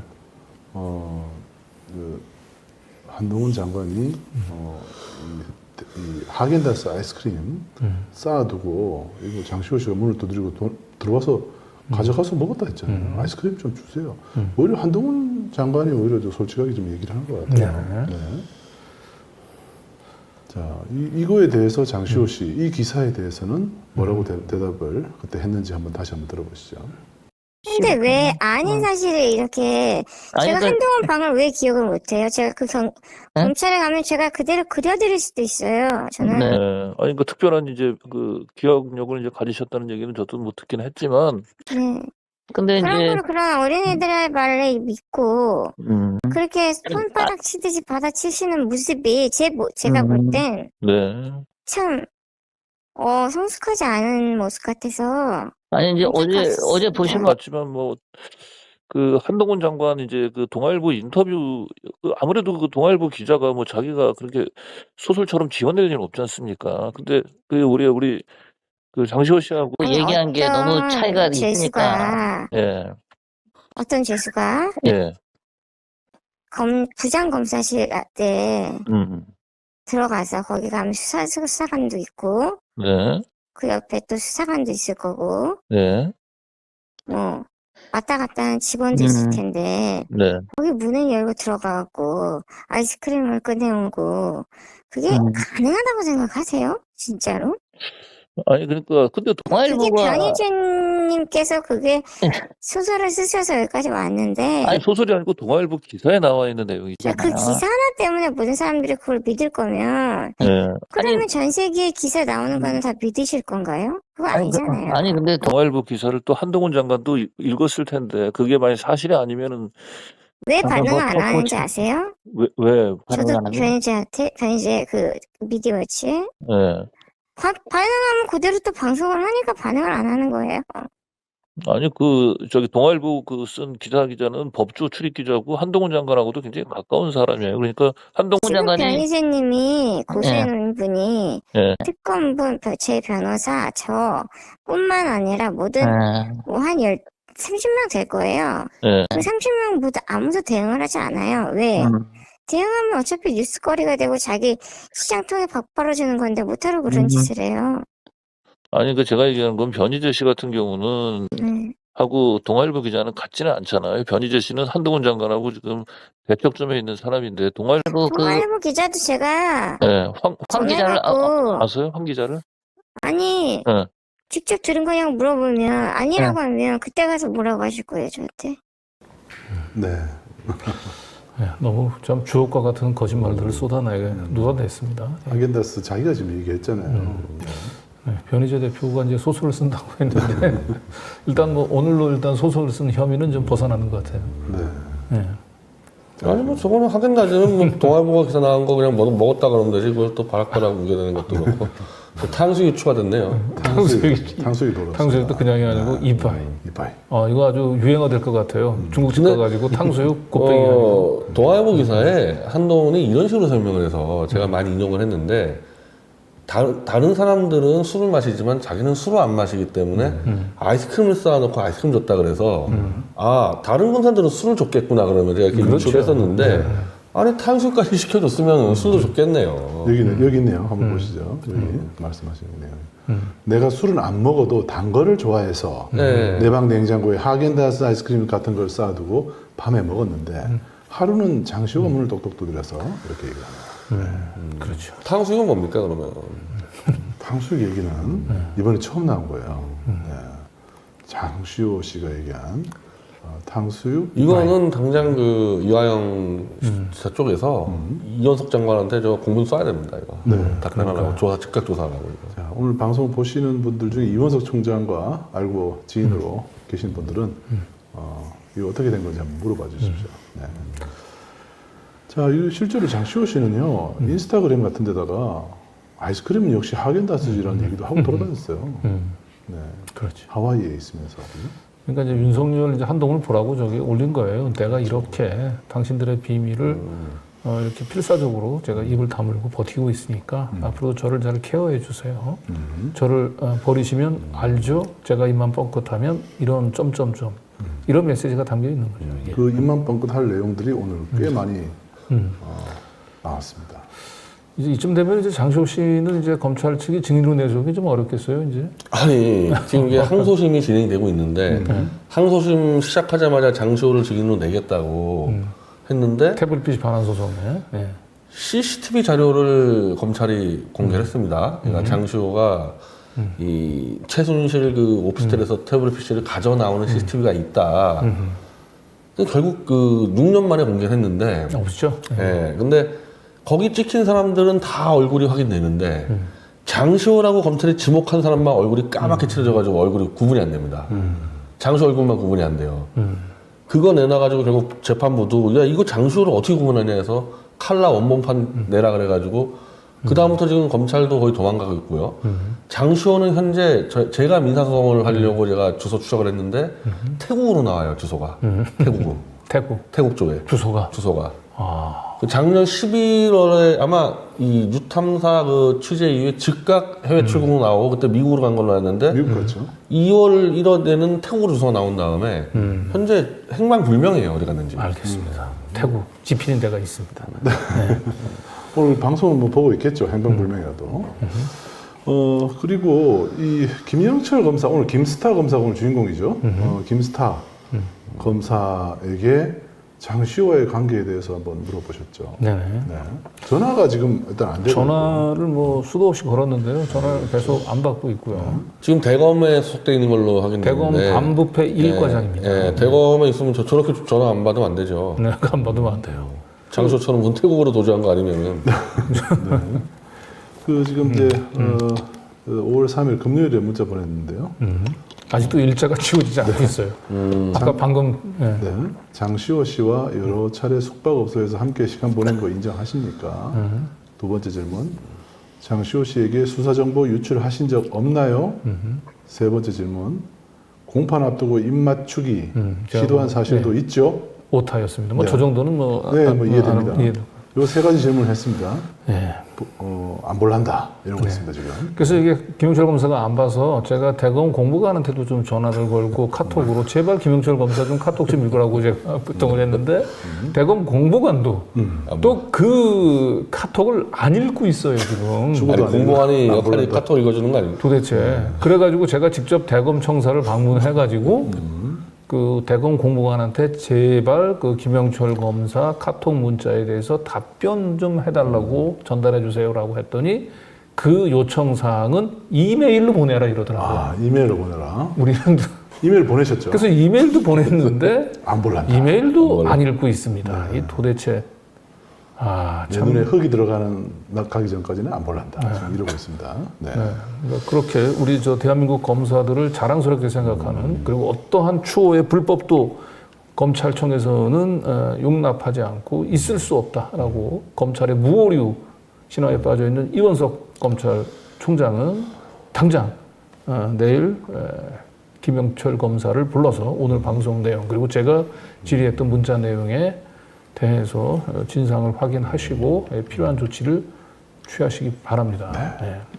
일단 저는 요 방송 내용을 정리해서 이 김영철하고 이제 장시호에 대해서는 위증과 위증교사 공범 그리고 뭐 직권남용 등으로 공수처에 고발을 바로 들어가야 되겠습니다. 네.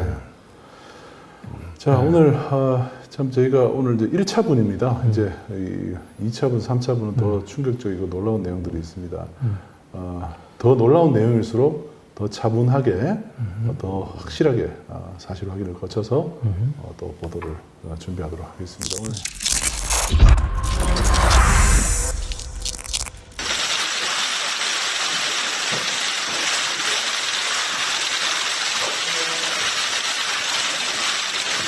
장경태 최고위원의 발언이 있겠습니다.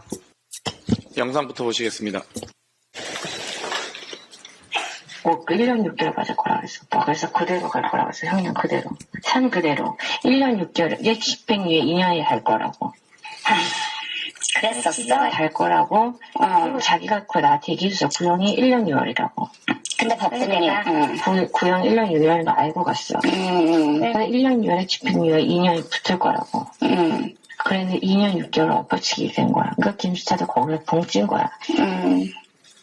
그리고 그날 불렀어, 저녁 때. 또, 야간으로. 괜찮냐고. 괜찮게. 아침 막 약 먹이고, 막 거기서 새벽까지 물고 풀고 난리 쳐갖고. 내일 너 안 나오고 싶으면 안 나와도 된다고 너 페이퍼를 이만큼 준 거야. 라고 또 그 와중에. 고웠어. 질문지를 다. 근데 교도관들 원래 못 만나려나, 증언이랑. 그거랑, 근데 교도관한테 나가 있으라 그러고 불렀거든, 이렇게. 이 여자야 만나게 해주라고, 이 여자는 저기서 만난다고.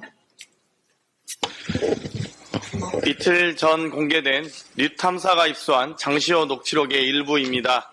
최순실 게이트 핵심 인물인 조카 장시호 씨가 지인에게 2017년 재판 당시 상황들을 설명하고 있는 내용입니다. 장시호 씨는 2017년 삼성과 관련된 뇌물과 횡령죄로 검찰이 1년 6월을 구형했으나 1심 선고공판에서 2년 6개월의 실형을 선고돼 법정 구속된 바 있습니다. 보여드린 장시호 녹취록에 따르면 당시 재판 진행 과정에서 검찰이 피고 장시호와 만남을 가지며 구형량을 알려주고 법정 구속된 날 밤에는 따로 만나서 위로하고 약을 주고 심지어 삼성 관련된 다른 공판에 증인으로 설 때를 대비해 적어준 내용을 외우라고 했으며 공범들을 교도관 없이 만나게 하는 등 검찰의 불법과 추악한 짓이 적나라하게 나타나고 있습니다. 이 외에도 김스타라 불리는 검사와의 불륜 관계, 회유 공작, 당시 특검팀인 윤석열, 한동훈과의 친분 등 검찰의 더럽고 추잡한 일들이 밝혀지고 있습니다. 지금까지 서울 동부지검 피의자 성상납 사건, 부산지검 성접대 스폰서 사건, 이화영 부지사 술자리 회유 의혹 등 연이어 터지는 검찰 타락의 끝판왕입니다. 더구나 장시호 씨가 김스타 오빠라 부르는 검사는 윤석열 한동훈과 특검팀에서 한솥밥을 먹고 김건희 무죄 죄족이라 불리는 친윤 김영철 검사라고 합니다. 코바나 컨텐츠 대기업 협찬 의혹, 삼성전자의 아크로비스타 뇌물성 전세권 설정 의혹, 도이치 파이낸셜 주식 저가 매수 의혹, 모두 무혐의 처분했던 바로 그 검사입니다. 친윤 검사가 김건희 의혹 관련 수사를 땡처리 수법으로 면죄부를 줘왔습니다. 이원석 검찰총장은 지난 2일 우리 스스로 손이 깨끗해야 우리 일에 엄중한 무게를 감당할 수 있다고 했습니다. 이원석 검찰총장 본인 스스로 손부터 깨끗한지 즉시 감찰에 착수하시기 바랍니다. 현재 검찰이 적폐가 되어 역사의 심판대에 서게 될지 아니면 엄중한 무게를 견뎌낼 수 있는지 먼저 확인부터 해보시기 바랍니다. 이상입니다. 검사 얘기가 참 많이 나옵니다. 이 나라가 검사의 나라도 아닌데 검사들의 독선 정도가 아니라 검사들의 행패가 아주 만연하고 있는 것 같습니다. 검사인지 깡패인지 알 수가 없습니다. 김대중 대통령께서 검찰이 바로 서야 나라가 바로 선다 이런 말씀을 하셨습니다. 검찰은 이 사회의 법 질서, 최소한의 도덕을 유지하는 최후의 수단입니다. 그런데 그 최후의 수단이 왜곡되어 있으면 이 나라 질서가 어떻게 되겠습니까? 조금 전에 장경태 최고위원이 지금 영상으로 보여주신 내용을 보면 사실 저거 너무 심한 건 뺀 거죠? 그 내용 중에. 우리 국민들께서 직접 보시기에 참 낯뜨거울 얘기들도 있어서 아마 뺀 것 같은데 그 피의자하고 뭐 특별한 이상한 남녀 관계였다는 거 아닙니까? 불륜 관계 내용이 있었는데 그건 뺐습니다. 너무 지저분해서. 아니, 조사받는 피의자하고 살림 차렸다 그랬어요? 네, 뭐 살림 얘기도 있긴 합니다. 그게 사실인지 여부야 또 확인해 봐야 되겠지만 그런 얘기가 나오는 것 자체가 있을 수 없는 일 아닙니까? 그리고 조사받는 피의자를 시켜가지고 질문지와 답변 내용을 주고 외우게 했다는데 이건 모해 위증 교사죄라고 징역 10년짜리 중범죄 아닙니까? 이 검사들이 얼마나 간이 부었으면 그 법을 집행하는 당사자이면서도 어떻게 외우라고 하는 건 기억이 없는 진술 증언을 하라고 시킨 건데 저 증언하라고 시킨 거죠? 네, 그렇습니다. 증언. 그거 명백한 모해 위증 교사 아닙니까? 이거 감찰할 일이 아니라 당연히 탄핵해야 되고 그 넘어서서 형사처벌해야 될 중범죄입니다. 중범죄. 이 검사가 진실을 규명해서 억울한 자가 없게 하고 죄 지은 자에 대해서 상응한 처벌을 받게 하라는 것이지 없는 사실 지어내고 기억이 없는 거 외워서 증언해서 죄 만들려고 있는 거 아니지 않습니까?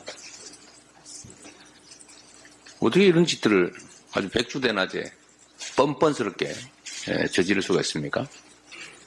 이게 대한민국 검찰 맞습니까?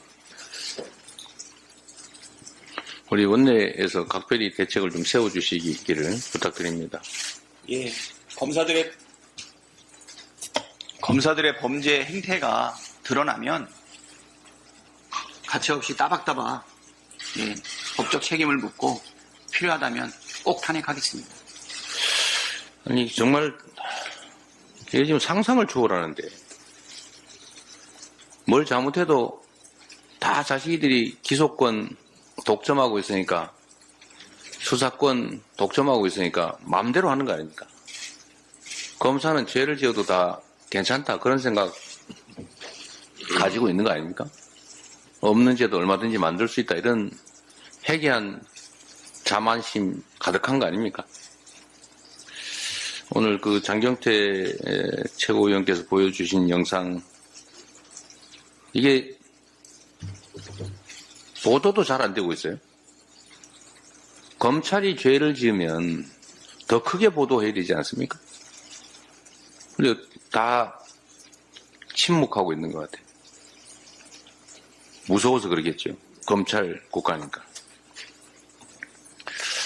하여간 오늘은 검사 얘기를 많이 하게 됐는데 이게 대한민국이 정말로 새로 출발하기 위한 국정기조 전환의 상징 같은 현상이라 말씀들이 많으셨던 것 같습니다. 국민 여러분께서도 각별히 관심 가져주시고 검사들의 범죄 행위에 대해서는 우리 일반 시민들의 범죄보다 훨씬 더 강하게 조사하고 처벌해야 된다는 점 다시 한번 강조드립니다. 회의를 마치겠습니다.